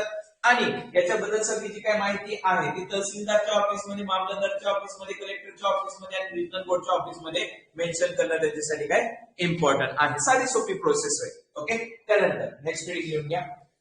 Constitution of Regional Board. Constitution of Regional Planning Board. Constitution of Regional Planning Board. चलो आता Regional Planning Board. What is this Regional Planning Board? ज्यावेळेस स्टेट गव्हर्नमेंटने ठरवलं की एक सर्टन रिजन आपल्याला त्या ठिकाणी डेव्हलप करायचा आहे आणि तो जो काही रिजन आहे तो कोणत्या पद्धतीत डेव्हलप करायचा आहे त्यासाठी स्टेट गव्हर्नमेंट काय करते, रिजनल बोर्डची त्या ठिकाणी काय करते, स्थापना करते. म्हणजे जसं आपण लारा ऍक्ट मध्ये जो काय एरिया आपल्याला ऍक्वालाइज करायचा आहे तो एरिया खरंच पब्लिक पर्पज साठी फेवरेबल आहे की नाही किंवा पब्लिक पर्पज साठी त्या ठिकाणी ऍक्वायर होतोय की नाही त्यासाठी आपण काय केली होती, एक ग्रुप स्थापन केला होता. What is that group called as? Social impact assessment group. तो सोशल इम्पॅक्ट असेसमेंट ग्रुप मध्ये काही मेंबर्स होते. ते मेंबर्स काय करतात, त्याची पूर्ण जी काही इन्फॉर्मेशन आहे ती इन्फॉर्मेशन काय करतात, फाइंड आउट करतात त्या एरियाची आणि त्यानंतर ते पुढे काय करतात, एक्सपर्ट ग्रुपला फॉरवर्ड करतात. प्रत्येक ग्रुपमध्ये काही मेंबर्स काय असतात, रिझर्व्ड असतात. मग सिमिलरली एवढ्या मोठ्या रिजन साठी जर आपण प्लॅनिंग करत असेल तर त्या रिजनची प्लॅनिंग करताना त्याच्यामध्ये जे काही माणसं आहेत ते पण तेवढे तज्ञ असले पाहिजेत. ओके. आणि ते जे काही लोक आपण त्या ठिकाणी प्रोव्हाइड करणार आहोत ते काय करणार, त्या रिजनची टोटल तपशील करणार. तो रिजन कसा आहे, तो रिजनची आता एक्झिस्टिंग लँड यूज कसा आहे, त्या रिजनला फ्युचर डेव्हलपमेंट कशी आहे, फ्युचर डेव्हलपमेंट कशी करायची आहे, त्यासाठी त्याचा जो काही आरपी आहे, रिजनल प्लॅन आहे, त्याचा ड्राफ्ट त्यांना तयार करायला लागेल आणि तो जो ड्राफ्ट जो काही तयार केला जाणार आहे तो नंतर स्टेट गव्हर्नमेंट कडून काय करणार, ते अप्रूव्ह करणार. आणि स्टेट गव्हर्नमेंटने जर अप्रूव्ह केलं तर त्यावेळेस तो रिजनल प्लॅन काय होईल, इनटू फोर्स येऊन जाईल. पण त्यावेळेपासून तो काय राहणार, त्या ठिकाणी कंपल्सरी राहणार आणि त्या रिजनल प्लॅनच्या अनुसार डेव्हलपमेंट काय होणार, स्टार्ट होणार. मग माझ्या डोक्यामध्ये येतं की या रिजन साठी रिजनल बोर्ड त्या ठिकाणी तयार केला जातोय. मग स्टेट गव्हर्नमेंट ह्या रिजनल बोर्डला तयार करताना त्याच्यामध्ये कोणकोणते मेंबर त्या ठिकाणी कन्सिडर करत असत ते मला माहिती असणे इम्पॉर्टंट आहे. आणि ही डेव्हलपमेंट एवढ्या मोठ्या स्केलवरती आहे, म्हणजे पूर्ण एका डिस्ट्रिक्टच्या स्केलवरती आहे, तर ऑब्व्हियसली एवढी मोठी डेव्हलपमेंटची जी काही नोटिफिकेशन आहे कोणाची, रिजनल बोर्ड तयार करण्याची, ती पण एखाद्या ऑफिशियल गॅझेटमध्ये पब्लिश झाली पाहिजे. मग स्टेट गव्हर्नमेंट काय करते, ज्या रिजन साठी जो काही रिजनल बोर्ड तयार करायचा आहे त्याची एक ऑफिशियल नोटीस जी आहे ती ऑफिशियल गॅझेट मध्ये काय करते, पब्लिश करते. आणि पब्लिश करताना त्याच्यामध्ये कोणकोणते मेंबर्स आहेत ती त्याच्यामध्ये काय करते, सांगते. मग त्याच्यामध्ये मेंबर्स कोणते कोणते असतात बघा. सगळ्यात पहिला जो मेंबर असतो ज्यांना म्हटलं जातं chairman of that regional board. Chairman of the regional board. खूप मोठी एरिया आहे, खूप मोठा एरिया आहे आणि एवढ्या मोठ्या एरियासाठी मी काय करतोय, रिजनल प्लॅन तयार करतोय. आणि रिजनल प्लॅन तयार करत असेल तर ऑब्व्हियसली टाउन प्लॅनिंगचाच एक कोणता तरी माणूस असेल जो त्याचा चेअरमॅन म्हणून आपण काय करत असेल, प्रोव्हाइड करत असेल. मग मला सांगा टीटीएला त्या ठिकाणी चेअरमॅन तयार केलं जात असेल का, नाही. ऑब्व्हियसली तो माणूस असा असला पाहिजे ज्याला एक्सपिरियन्स पण काय असेल, खूप जास्त असेल. मग आपल्याला माहितीये टाउन प्लॅनिंग मधला सर्वात जास्त एक्सपिरियन्स असलेला जो काही माणूस असतो आणि सगळ्यात हाय लेवलवरचा जो काही माणूस असतो त्याला आपण काय म्हणतो, डायरेक्टर ऑफ टाउन प्लॅनिंग. त्यामुळे रिजनल बोर्ड मधला जो काही मेंबर ऍज अ चेअरमॅन म्हणून अपॉइंट केला जातो तो कोण असतो, डायरेक्टर ऑफ टाउन प्लॅनर. त्यानंतर एकच चेअरमन त्या ठिकाणी प्रोव्हाइड केला जातो, बाकी सर्वजण काय असतात तिथं, मेंबर्स असतात. मग मेंबर्स कोण कोणते असू शकतात ते आता त्या ठिकाणी बघायचे. त्यानंतर 4 मेंबर्स, 4 मेंबर्स आपण काय करतो, अपॉइंट करतो. पहिला चेअरमन झाला, आता 4 मेंबर्स कोणते आहेत बघा. Members of local authorities functioning as whole or part of the region. जो रिजन आपण त्या ठिकाणी एस्टॅब्लिश केलेला आहे तो रिजन ज्यांच्या ज्युरिस्डिक्शनच्या अंडर पडतोय तिथलची जी काही लोकल ऑथॉरिटी असेल त्या लोकल ऑथॉरिटी मधले 4 माणसं त्या रिजनल बोर्ड मध्ये काय राहणार आहेत, प्रेझेंट राहणार आहेत. म्हणजे 4 मेंबर कोणाचे झाले, लोकल ऑथॉरिटीचे झाले, लोकल ऑथॉरिटीचे झाले. त्यानंतर 10 मेंबर्स मी अजून त्याच्यामध्ये काय करतो, कन्सिडर करतो. कोण असतात ते 10 member, 10 members are those members who have special knowledge in town planning. त्याचबरोबर engineering, industry, transport, commerce, agriculture etcetera जे तज्ञ लोक आहेत त्या तज्ञ लोकांचे 10 मेंबर्स मी काय करतो त्या ठिकाणी चूज करतो. पहिला कोण झाला? चेअरमन. चेअरमन कोण? Director of town planner. त्यानंतर आले 4 मेंबर कोण? लोकल ऑथॉरिटीचे. त्यानंतर आले 10 मेंबर कोण? तज्ञ लोक म्हणजे एक्सपर्ट आले. कशामधले एक्सपर्ट? टाउन प्लॅनिंग मधले एक्सपर्ट, इंजिनिअरिंग मधले एक्सपर्ट, ट्रान्सपोर्टेशन मधले एक्सपर्ट, कॉमर्स मधले एक्सपर्ट, ऍग्रिकल्चर मधले काय करायचे? एक्सपर्ट. किंवा हे लक्षात राहत नसतील ना तर एक गोष्ट लक्षात ठेवायची, प्लॅन मध्ये, डेव्हलपमेंट प्लॅन मध्ये काय करतो आपण? झोन तयार करतो. झोन कोणते कोणते असतात? इंडस्ट्रियल झोन असतो, कमर्शियल झोन असतो, त्याचबरोबर ऍग्रिकल्चरल झोन असतो, इंडस्ट्रियल झोन असतो. म्हणजे चारही फील्ड मधले तज्ञ माणसांना कन्सिडर करणे, त्याचबरोबर टाउन प्लॅनिंगचा पण एक माणूस त्याच्यामध्ये कन्सिडर करणे आणि इंजिनिअरिंगचा पण माणूस त्याच्यामध्ये कन्सिडर करणे की तोच रोड आणि त्या वॉटर सप्लायला काय करणार त्या ठिकाणी ले करणार आहे. असे 10 लोक मी काय करणार त्या ठिकाणी कन्सिडर करणार. त्याचबरोबर याच्यामध्ये एक पॉइंट आहे मित्रांनो, काय की जर सपोज आपला जो काही लँड आहे तो जर त्या डिफेन्स एरियामध्ये जर आपला येत असेल किंवा तिथं मिलिटरीचं काहीतरी इंटरफिअरन्स असेल तर त्यावेळेस या 10 लोकांमध्ये आपण मिलिटरीचा एक्सपर्ट पण काय करतो त्याच्यामध्ये कन्सिडर करतो. लक्षात ठेवायचं बरं का, मिलिटरीचा एक्सपर्ट ह्या 10 लोकांमध्ये आपण काय करणार? कन्सिडर करणार. त्यानंतर एक सिंगल मेंबर अजून एक आपण कन्सिडर करतो. तो कोण असतो? टाउन प्लॅनिंग ऑफिसर असतो. जे तुम्ही एटीपी होणार आहात ना, एटीपी झाल्यानंतर 3 वर्षानंतर परत तुम्हाला एक एक्झाम द्यावी लागते एमपीएससीची, ज्याच्या थ्रू तुम्ही काय होतात? टाउन प्लॅनिंग ऑफिसर होतात. तो जो टाउन प्लॅनिंग ऑफिसर जो असतो तो पण या रिजनल बोर्डचा काय असतो? मेंबर असतो. आता त्याचं नाव मी खाली घेतलंय पण तो इम्पॉर्टंट असतो बरं का. इम्पॉर्टंट का असतो माहिती का? तो रिजनल बोर्डचा सेक्रेटरी असतो. रिजनल बोर्डचा जो सेक्रेटरी असतो that person is considered as the town planning officer. त्यानंतर अजून 4 मेंबर्स आपण काय करतो? कन्सिडर करतो. मग ते 4 मेंबर्स कोण असतात? पॉलिटिशियन्स असतात. ते कोण असतात? पॉलिटिशियन्स असतात. पॉलिटिशियन्स आपल्याला माहिती आहे आपल्या महाराष्ट्रामध्ये 2 हाऊसेस आहेत, लेजिस्लेटिव्ह काउन्सिल आणि लेजिस्लेटिव्ह असेंब्ली. मग लेजिस्लेटिव्ह काउन्सिलचे 2 जण आणि लेजिस्लेटिव्ह असेंब्लीचे 2 जण, असे दोघं म्हणजे 4 माणसं आपण काय करणार त्याच्यामध्ये कन्सिडर करणार. पण एक गोष्ट लक्षात ठेवायची, लेजिस्लेटिव्ह काउन्सिल मधून जर तुम्ही माणसं घेत असाल तर ते 2 पेक्षा एक्सीड नाही व्हायला पाहिजे. ओके, एखादं घेऊ शकतात पण 2 पेक्षा त्या ठिकाणी एक्सीड नाही झाले पाहिजे. कंपल्सरी 2 आपण त्याच्यामध्ये काय करणार? तिकडे चूज करणार. पण कोणत्याही लेजिस्लेटिव्ह काउन्सिल मध्ये 3 जण तुम्ही नाही घेणार. लेजिस्लेटिव्ह काउन्सिल मधले 2, लेजिस्लेटिव्ह असेंब्ली मधले 2, विधानसभा मधले 2, विधान परिषद मध्ये 2 आपण काय घेणार आणि ते 4 पर्सन आपण काय करणार?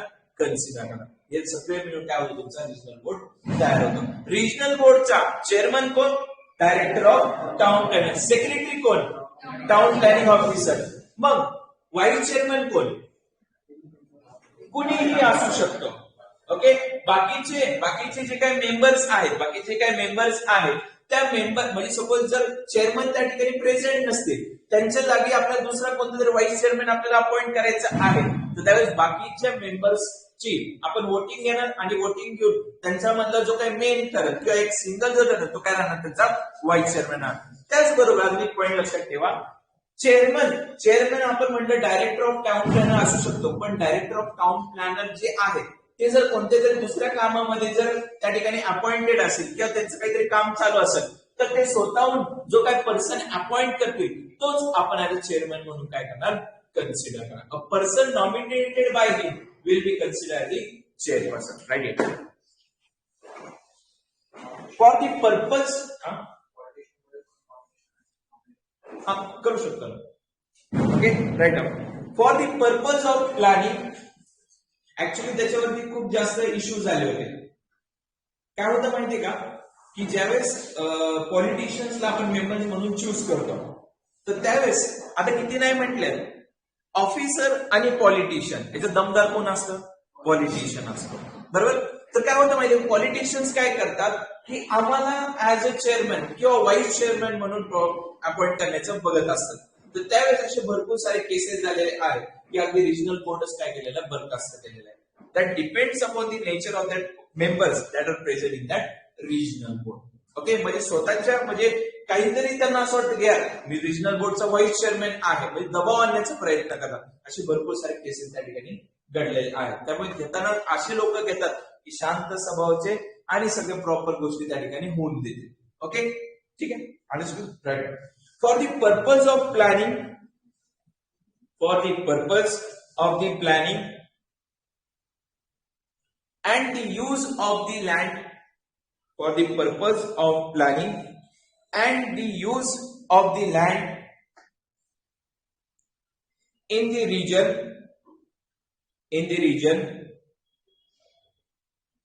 the state government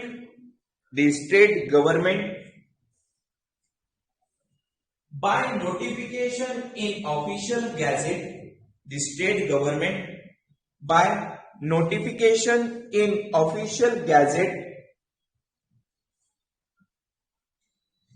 constitute a regional planning board, constitute a regional planning board for the region, for the region. Next, second point, the regional planning board consists of the following members, consists of the following member. त्याच्यामध्ये first लिहून घ्या, chairman dash director of town planning, chairman dash director of town planning or person nominated by him, or person nominated by him. हे बघा, confusion करू नका घेऊ बरं का. रिजनल बोर्डचा chairman director of town planning. काय रिजनल बोर्डचा चेअरमन काय आहे, director of town planning. Director of town प्लॅनिंगला कोण अपॉइंट करतं, स्टेट गव्हर्नमेंट. आता स्टेट गव्हर्नमेंट काय करते माहितीये का, डायरेक्टर ऑफ टाउन प्लॅनरला काय करते, फोन लावते आणि त्यांना विचारते की एक रिजनल प्लॅन किंवा एक रिजनल बोर्ड आपल्याला तयार करायचं आहे, तुम्हाला ऍज अ चेअरमन म्हणून आम्ही काय करतोय, अपॉइंट करतोय. तर त्यावेळी त्यांची अपॉइंटमेंट कोणा थ्रू झाली, स्टेट गव्हर्नमेंट थ्रू झाली. पण आता त्यावेळेस डायरेक्टर ऑफ टाउन प्लॅनर काय म्हणणार की मला टाइम नाहीये, मी काय करतो, तुम्हाला आमचा एक माणूस देतो, त्याला ऍज अ चेअरमॅन म्हणून काय करा, अपॉइंट करा. मग तो जो पर्सन अपॉइंटेड आहे तो कोणी अपॉइंट केलेला आहे, director of town planning appoint केला, अंडर दी कन्सल्टन्सी किंवा under the working principle of the state government. State government याच्या अंडर काय केलंय, अपॉइंट करा. हा पॉइंट लक्षात ठेवणं सर्वात महत्वाचं आहे. ओके, सेकंड लिहून घ्या, 4 members. सेकंड पॉइंट लिहून घ्या, 4 members dash 4 members dash members of local authorities,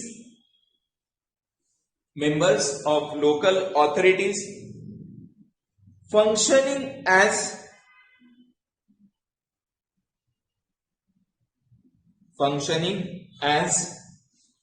whole or part, functioning as whole or part of the region, whole or part of the region. Next, 10 members, 10 members, 10 members. Write down dash members having special knowledge,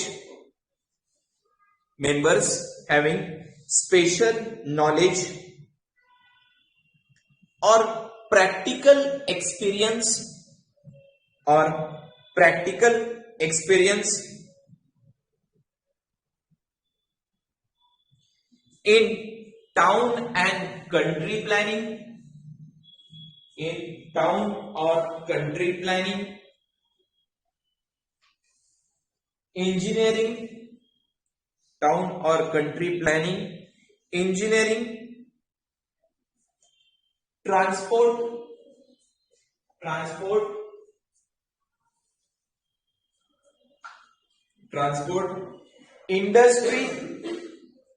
industry, commerce,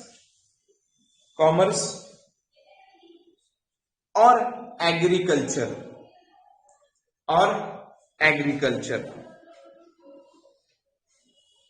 Then the next,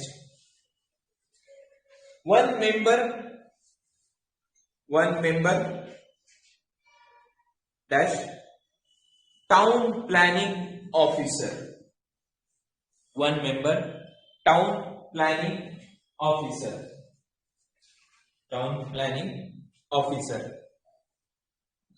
Next, four members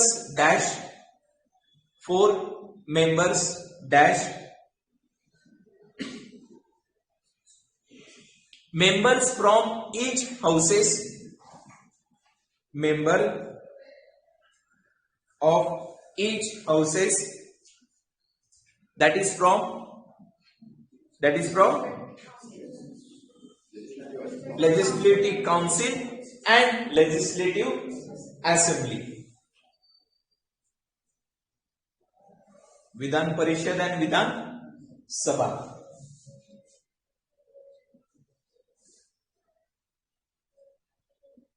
आणि त्याच्या खाली bracket मध्ये लिहून घ्या, members from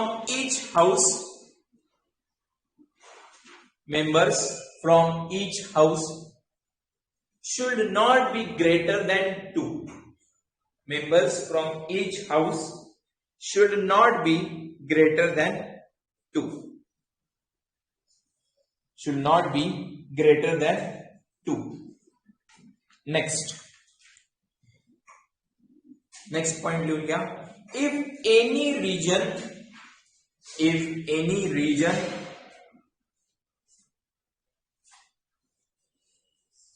includes any area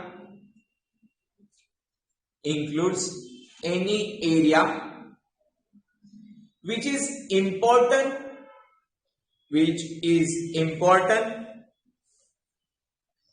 from the military or defense point of view,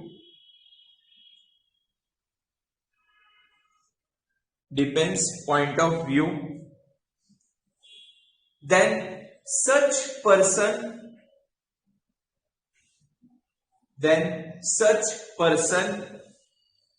who has the knowledge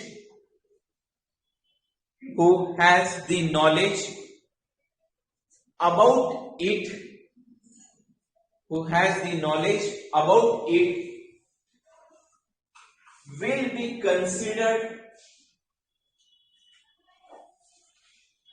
be considered in that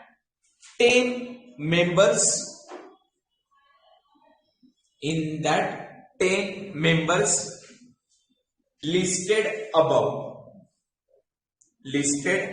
above. Next, the state government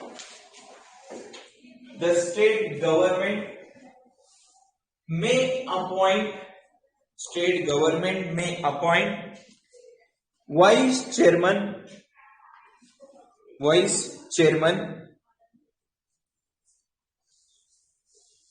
among the other members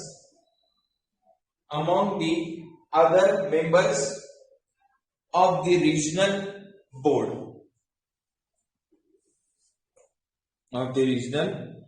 board. Next, town planning officer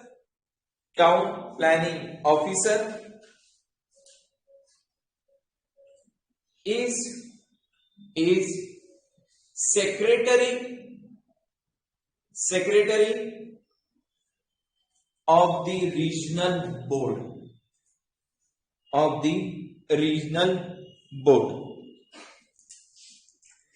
Next, the regional board shall have its office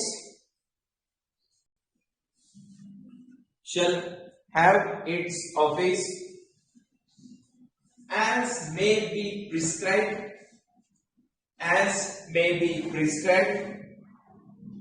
by the state government,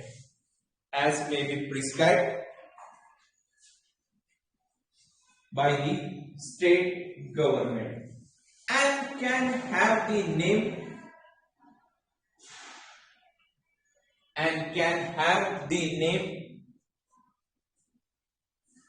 as per the notification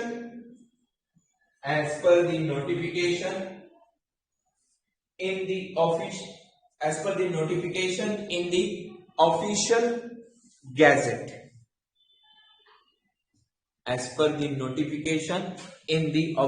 the official gazette. म्हणजे state गव्हर्नमेंटला पाहिजे तिथं या regional board वाल्यांना काय करू शकते, office देऊ शकते. मग एखादी मोठा ऑफिस असू शकतं, छोटं ऑफिस असू शकतं, स्टेट गव्हर्नमेंटला वाटेल तिथे ते काय करणार, तिथं ऑफिस प्रोव्हाइड करणार. याच्यामध्ये अजून एक इम्पॉर्टंट पॉइंट आहे. What is that important point? जर सपोज कोणत्याही एरियामध्ये जर आपलं एखादा रिजन आपण एस्टॅब्लिश केलेला आहे, जिथं आपल्याला रिजनल प्लॅन तयार करायचा आहे. काही एरियाज असे असतात तिथं रिजनल बोर्ड तयार करण्याची गरज लागत नाही किंवा तयार केला जातो पण तो या ऍक्टच्या अनुसार तयार केला जात नाही. मग ते एरियाज कोणते असतात? Metropolitan areas. The areas which falls under the Metropolitan Act, then this section is not applicable. Means that the regional board is not established according to this act. त्यांचा जो काय ऍक्ट आहे त्या ऍक्टच्या अनुसार तिथं काय केला जातो, रिजनल बोर्ड किंवा त्यांना ते जे काय नाव देतील त्याच्या अनुसार तो बोर्ड काय केला जातो, तयार केला जातो. त्यामुळे हा प्रश्न तुम्हाला विचारण्याजोगता आहे. So right it down.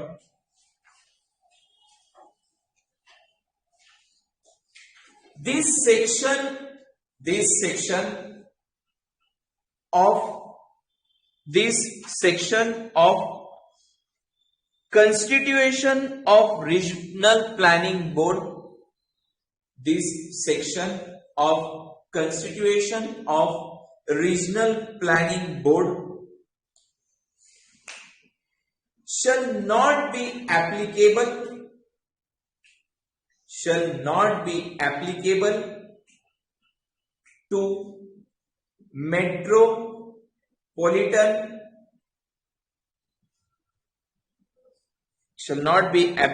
to metropolitan area and falling under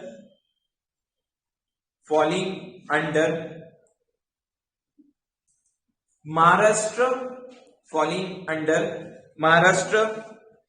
Metropolitan Planning Committee, Maharashtra Metropolitan Planning Committee Act 1999. Okay 1999. Okay, ठीक आहे. This is how the regional board is establish. काल रिजनल बोर्डला कसं एस्टॅब्लिश केलं जातं, स्टेट. आता अजून एक क्वेश्चन, स्टेट गव्हर्नमेंटने काय केलं, चेअरमॅन अपॉइंट केलेला आहे. मग बाकीचे मेंबर्स कोणी अपॉइंट केले? स्टेट गव्हर्नमेंटनेच केले. बाकीचे मेंबर्स कोणी केले? स्टेट गव्हर्नमेंटनेच अपॉइंट केलेले आहेत. आणि स्टेट गव्हर्नमेंटनेच ठरवते की यांच्यामधला व्हाईस चेअरमन कोण राहणार आहे. ओके, पण त्यांच्यामधला हा जो आपला टाउन प्लॅनिंग ऑफिसर आहे तो कंपल्सरी काय राहणार आहे, सेक्रेटरी राहणार आहे. Got it everyone? ओके, त्यामुळे याच्यामध्ये क्वेश्चन्स काय तयार होऊ शकतात, कॅन म्हणजे which of the following points can be considered by the state government about a region. त्याच्यामध्ये पहिला ऑप्शन असू शकतो असा की state government has the power to increase और decrease the extent of the area. True और false? True. Second, the state government can amalgamate one or two region into one region. True or false? State government cannot divide one region into many region. False. That's बरोबर. Who is the chairman of the regional planning board? Director of town planning. And who is the secretary of the regional planning board? Town planning officer. कळाले सर्वांना? Okay. Members बाकीचे जे आहेत त्यांना पाठ करण्याची गरज नाहीये, पण लक्षात ठेवा की कुठलचे मेंबर त्या ठिकाणी उचललेले आहेत. त्यांनी एक लक्षात ठेवा, डायरेक्टर ऑफ टाउन प्लॅनर उचललेला आहे, त्याच डिपार्टमेंटचं टाउन प्लॅनिंग ऑफिसर पण उचललेला आहे. बाकी तिथलची लोकल ऑथॉरिटी आहे, तिथलचे 4 जण उचललेले आहेत ज्यांना स्पेशल नॉलेज आहे. Trade, commerce, industry, agriculture, town planning, country planning मध्ये तिथलचे 10 जण उचललेले आहेत. आणि शेवटचे 4 जण कुणाचे उचलले आपण? 2 हाऊसेसचे, लेजिस्लेटिव्ह काउन्सिल आणि लेजिस्लेटिव्ह असेंब्ली मधले. आणि कोणत्या हाऊस मधून जे काही पर्सन आपण घेतो ते 2 पेक्षा जास्त नसले पाहिजे. त्याचबरोबर ज्या एरियाज मध्ये जिथं मिलिटरी किंवा मिलिटरी पॉइंट ऑफ व्ह्यू ने डेव्हलपमेंट गरजेची आहे, तर त्या 10 लोकांमध्ये ह्या मिलिटरीचा माणूस काय करू शकतो? आपण ऍड करू शकतो, जो काय करेल त्या ठिकाणी पर्सनल जे काही त्याचा एक्सपिरियन्स आहे तो शेअर करायला काय होईल त्या ठिकाणी मदत होईल. मग त्यांची काही लेवल आहे, कोणत्या लेवलला ते प्रेझेंट असेल, ते सीए असतील, एसीए असतील, याचं काही दिलेलं नाही. ओके. जे इम्पॉर्टंट पॉइंट आहेत ते तुम्हाला सांगितलेलं आहे. ठीक आहे. बाकीचा पार्ट आपण काय करू? उद्या स्टडी करू. आता उद्याचा इश्यू आहे, क्लास सकाळी घ्यायचा का संध्याकाळी घ्यायचा? Saturday, Sunday. संडे तर मी तुम्हाला सांगतो, क्लास संडेला सकाळी 9 वाजता स्टार्ट होईल, संध्याकाळी 6 वाजता एंड होईल. येस, थांबावं लागेल. मध्ये ब्रेक राहील. ओके. नाश्त्याचा ब्रेक राहील, जेवणाचा ब्रेक राहील, परत चहाचा पण ब्रेक राहील, पण सकाळी 9 ते 6 वाजेपर्यंत थांबायला लागेल. बोर होतंय का तुम्हाला? नाही. इंटरेस्टिंग आहे की नाही? ओके. आतापर्यंत 4 तास कसे गेले कळाले का तुम्हाला? नाही. मग त्या दिवशी 8 तासाचा काय विचार करतात तुम्ही? मजेशीर मस्तपैकी आनंद हे करू. लवकर एमआरटीपी संपला, तुमचाच फायदा आहे ना. 2-3 रिव्हिजन बसले तर टॉपर येऊन बसतात. ओके. टॉपर. ओके. ठीक आहे. त्यामुळे मग उद्याचा वेळ सांगा किती वाजता? 8:30 वाजता उद्या सकाळी? संध्याकाळी? का बरं? कोणता क्लास? कारण की मला माहिती तुम्ही तर आर्किटेक्चर आहात, सिव्हिलला तर राहणार नाही. कशाचं पण सांगा ना, म्हणजे व्हॅलिड रिझन.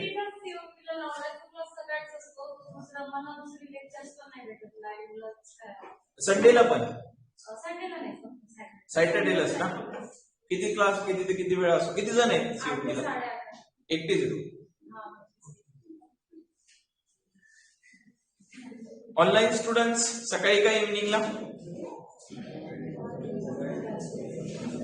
12 ते 6 उद्या. सॅटर्डे संडे बघा ना आता थोडंफार.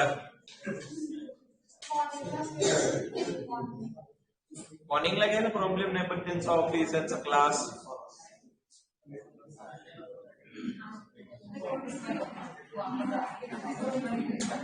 मला ऍटलिस्ट उद्या 6 तास जरी द्या. 6 तास.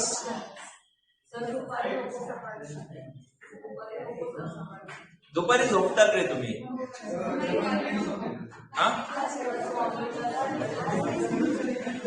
नाही, मला माहिती झोपणार नाही, पण कसं माहितीये की जेवलं ना किती नाही म्हटलं तर आपली बॉडी ना त्या ठिकाणी स्ट्रेस होत जाते.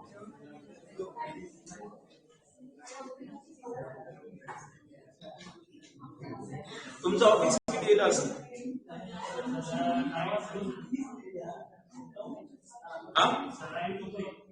सकाळी 9 ते 3.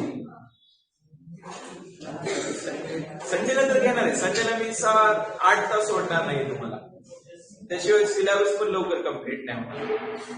आणि एमआयटीपी कसं आहे माहितीये का, लारा सारखं खूप जास्त डीप नाहीये. तेवढे पॉइंट सांगितलं तुम्हाला समजतं लगेच थोडक्यात तुम्ही लिहून पण घ्या. आता बघा ना, आज किती आपण डायरेक्टली 9व्या पेज वरती आलो. टोटल 120 पान आहेत. 120 पान दररोज तरी 10 पानं झालीच पाहिजे, म्हणजे 12 दिवसामध्ये कम्प्लीट होईल. आणि एमआरटीपीचं कसं आहे माहिती का, एका पेजवरती कंटेंट त्यांनी खूप थोडं दिलं आणि खूप जास्त मोठे शब्द बोल्ड शब्द दिले, तेव्हा लवकर कम्प्लीट होण्याचे चान्सेस. पण 2 ते 8 उद्या जमल तुम्हाला? ठीक आहे, चला मग उद्या 2 ते 8 फायनल करू. 2 ते 8 उद्या, आणि संडेला सकाळी 9 वाजता आणि 8:30 वाजता या गेम. तुम्हाला माहिती सिव्हिल इंजिनिअरिंगचे आम्ही क्लास किती वाजता घेतो? 7 वाजता. सकाळी 7 वाजता स्टार्ट करतो. एक दिवस असा होता, सकाळी 7 वाजता स्टार्ट केला होता मी एन्व्हायरमेंटचा, संध्याकाळी 8 वाजता संपवला, म्हणजे रात्री.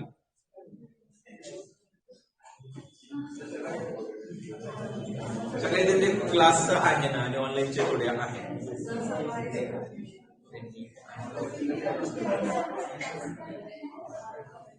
बघा, ऑनलाईन वाले तुम्हाला एक सांगतो, आपण लवकर जेवढं सिलेबस कम्प्लीट करतो ना, तेवढं सगळ्यांसाठी चांगलं आहे. हे बघा, एमआरटीपी तुम्ही बाहेर करतात आहात, आता ते सीओपी ला करतात ना, तर माहितीच आहे एमआरटीपी किती दिवसात ते कम्प्लीट करतात. 2 आणि 2.5 दिवसामध्ये ते कम्प्लीट करतात, 4-4 तासाचा क्लास घेऊन.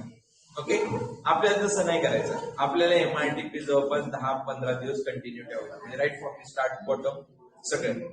असं पाठ करायचं नाही, इथंच पाठ झालं पाहिजे. घरी गेलं ना तरी विचारलं ना काय आरपी काय असतो, काय असतं, डीपी असतो, सगळं सांगता आलं पाहिजे. आता मेंबर सांगू शकता की रिजनल बोर्डचे किती आहेत. ओके, पाठ करण्याची गरज लागली का? नाही. असं आपल्याला सगळं प्रिपेअर करायचं आहे. आणि ह्याच सगळ्या गोष्टी पुढे पण तेच आहे, डेव्हलपमेंट प्लॅन मध्ये पण असंच आहे की पहिला डीपी, मग एरियल एस्टेट करणं, लँड यूज मॅप तयार करणं, मग कमिटी बसवणं, कमिटी तयार करणं, या सगळ्या गोष्टी आहेत. ठीक आहे, उद्या फायनल करू. उद्या 2 ते 8 क्लास राहणार आपला, संडेला सकाळी राहणार. Okay, that is finalise. Okay, तर मी उद्या मेसेज टाकून देईन सगळ्यांना. ठीक आहे, चलो.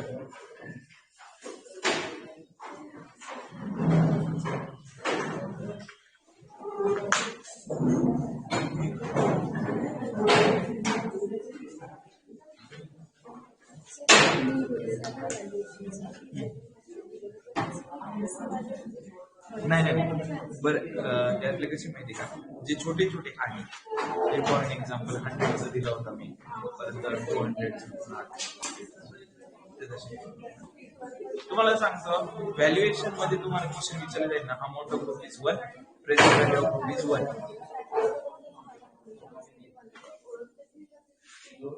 क्वेश्चन वाचताना खूप कन्फ्युज होत आहे की पटकन असं लक्षात नाही की जर हा फॉर्म्युला वापरायचा. हे बघा, एक गोष्ट सांगतो, सगळ्यात महत्वाचं क्वेश्चन मध्ये हे बघा की एक गोष्ट दिलेली आहे, त्याच्यामध्ये तुम्हाला अमाऊंट दिलेली आहे, आणि तुम्हाला विचारले की एन वर्षानंतर ती अमाऊंट किती होती, तर अमाऊंट ऑफ ₹1. तुम्हाला सांगितलं की काहीतरी अमाऊंट गुंतवायची आहे, किंवा गुंतवायची पण नाही, ते म्हणत असेल की एक सर्टन पिरियड नंतर amount comes out to be that much rupees. What will be its amount to be investment in years before, मग त्यावेळेस प्रेझेंट व्हॅल्यू ऑफ ₹1. आणि amount of ₹1 per annum, amount of आपलं present value of ₹1 per annum, याच्यावर तुम्हाला comparison राहणार नाही, माझी guarantee घ्या.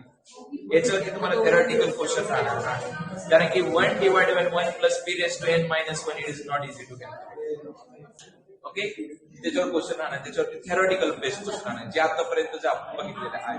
तुम्हाला प्रेझेंट अमाऊंट ऑफ ₹1 आणि प्रेझेंट व्हॅल्यू ऑफ ₹1 याच्यावरतीच थेरॉटिकल आपल्या न्यूमेरिकल बेस्ड क्वेश्चन राहणार. ह्या दोघांना जेवढे न्यूमेरिकल सॉल्व्ह करता येतील तेवढे न्यूमेरिकल सॉल्व्ह करतात.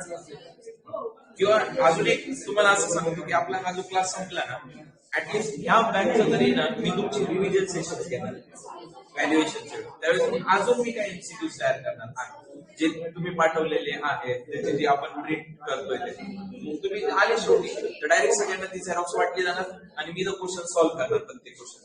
ओके, 2 क्वेश्चन मी सॉल्व्ह करणार, 3-4 क्वेश्चन तुम्हाला सॉल्व्ह करायला. रिव्हिजन सेशन्स आपण घेणार आहोत 102% घेणार. ही बॅच एकदम परफेक्ट करायचं, एक मार्क जाता कामा नये. सर, आणि क्लास कधीपर्यंत? क्लास प्रोबेबली झाला की 20 जानेवारी पर्यंत आपला सिलेबस कम्प्लीट होईल. 20 जानेवारी पर्यंत तरी आहे. जर एक्झाम अंदाजे नाही ते नंतर ते मी तुम्हाला सांगेन. आता कसं माहिती का, अजून तर नोटिफिकेशन नाहीये. नोटिफिकेशनच्या अनुसार आपण रिव्हिजन सेशन्स कधी ठेवायचे. सपोज नोटिफिकेशनच्या अनुसार एप्रिलमध्ये एक्झाम राहील, मग शेवटच्या वीक, मार्चच्या शेवटच्या वीक मध्ये 15 ते 20 मार्च मध्ये रिव्हिजन ठेवायचं.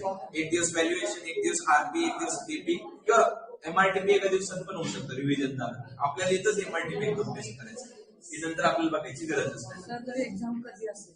एक्झाम ऍक्च्युली ते कोणालाही माहिती नाही, कधी नाही, पण प्रोबेबली मी सांगतो मार्च नाहीतर एप्रिल फिक्स आहे एक्झाम मध्ये, आणि नोटिफिकेशन जानेवारी मध्ये येईल. फक्त प्रॉब्लेम काय माहिती, इलेक्शन पुढच्या वर्षी, त्यामुळे इलेक्शन असल्यामुळे ना डेट भेटत नाही. आणि एमपीएससीने काय केलं माहिती का, राज्यसेवाचे एक्झाम्स आणले, कंबाईनचे एक्झाम्स आणले, सिव्हिल इंजिनिअरिंगचे एक्झाम काढले. सगळ्यात महत्वाचं असं नोटिफिकेशन केल्यानंतर डेट्स तर भेटायला पाहिजे. एमपीएससीला शनिवार रविवार तर भेटायला पाहिजे ना एक्झाम घ्यायला. आणि एमपीएससीचा एक रूल असतो की कोणती शक्यतो ते एक्झाम काय करतात, ह्या संडेला एक एक्झाम घेतलेली असं ना, तर डायरेक्ट पुढची एक्झाम पुढच्या संडेला घेत नाही, शक्यतो अवॉइड करतात. ते डेट नाहीये एप्रिलमध्ये सगळ्या डेट्स येतात.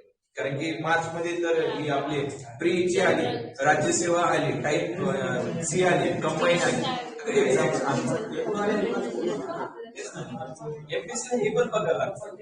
आणि त्याबद्दल नोटिफिकेशन मध्ये एवढा उशीर काढतात. आणि एमपीएससी यावेळेस असं करणार आहे की नोटिफिकेशन काढताना सगळ्या टर्म्स अँड कंडिशन क्लिअर करणार आहे की पुढे जाऊन तुम्ही केस करू नये. कारण की बघा 2019ची एक्झामची अजून केस चालू आहे, म्हणजे 3 वर्ष झाले तर रिझल्ट म्हणजे अजून इंटरव्ह्यू चालू आहे. आपलं तसं नाही होणार, एटीपीचं तसं काही हे होत नाही. एटीपीचं लवकर हे करणार आहे आणि लवकरात लवकर जॉईनिंग देऊ. तुम्हाला सांगतो या वर्षीच कदाचित तुमची ट्रेनिंग पण होऊन जाईल. पोस्ट वाढायचं चाललेलं आहे, पण कसं माहिती का, पहिलं टीपीए आणि नंतर आपण असिस्टंट कंप्लीट नाही जे आहे नाही आता तसं तेवढं कम्प्लीट करण्याचं बघा, नंतर बघू. आता रेरा आला तर रेरा पण आपल्याला घ्यावंच लागणार आहे. ओके, रेरा घेतला मग मे बी ते ऍड होणारच आहे. नाही पण सीओबीसी एक चांगलं आहे बरं का, की ते जे काही जेवढे पॉइंट्स घेतात ना त्याच्यावरतीच फोकस क्वेश्चन्स असतात बरं का. पण कसं माहिती का, ते जे शिकवतात ना, ते जे शिकवतात त्या टर्म जे एसेन्शियल आहे ते कोणालाही समजत नाही, त्यामुळे त्यांची सिलेक्शन होत नाही असं होतं. कारण की कसं माहिती का, जे आपले गिरास्कर सर जे होते, गिरास्कर सरने मागच्या व्हॅल्युएशनचं सेट केला होता, तर ह्यावेळेस कोण सेट करतात त्याच्यावरती, नाही ज्यावेळेस आता 2018च बघितलं ना, तर याचा अर्थ की सगळं नवीन कंटेंट आहे त्यांच्याकडे.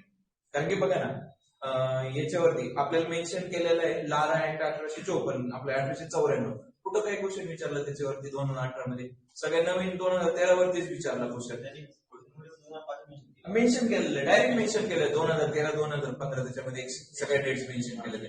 एमआरटीपी मध्ये पण 1966 एकदम क्लिअरली मेन्शन केलेलं आहे. याचा अर्थ की सगळे नवीन कंटेंट आहे त्यांच्याकडे, जुना कंटेंट काहीच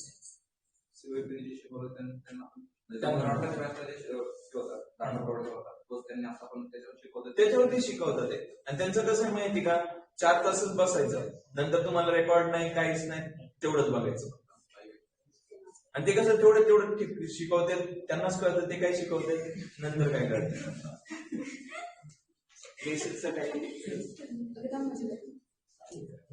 चला ओके.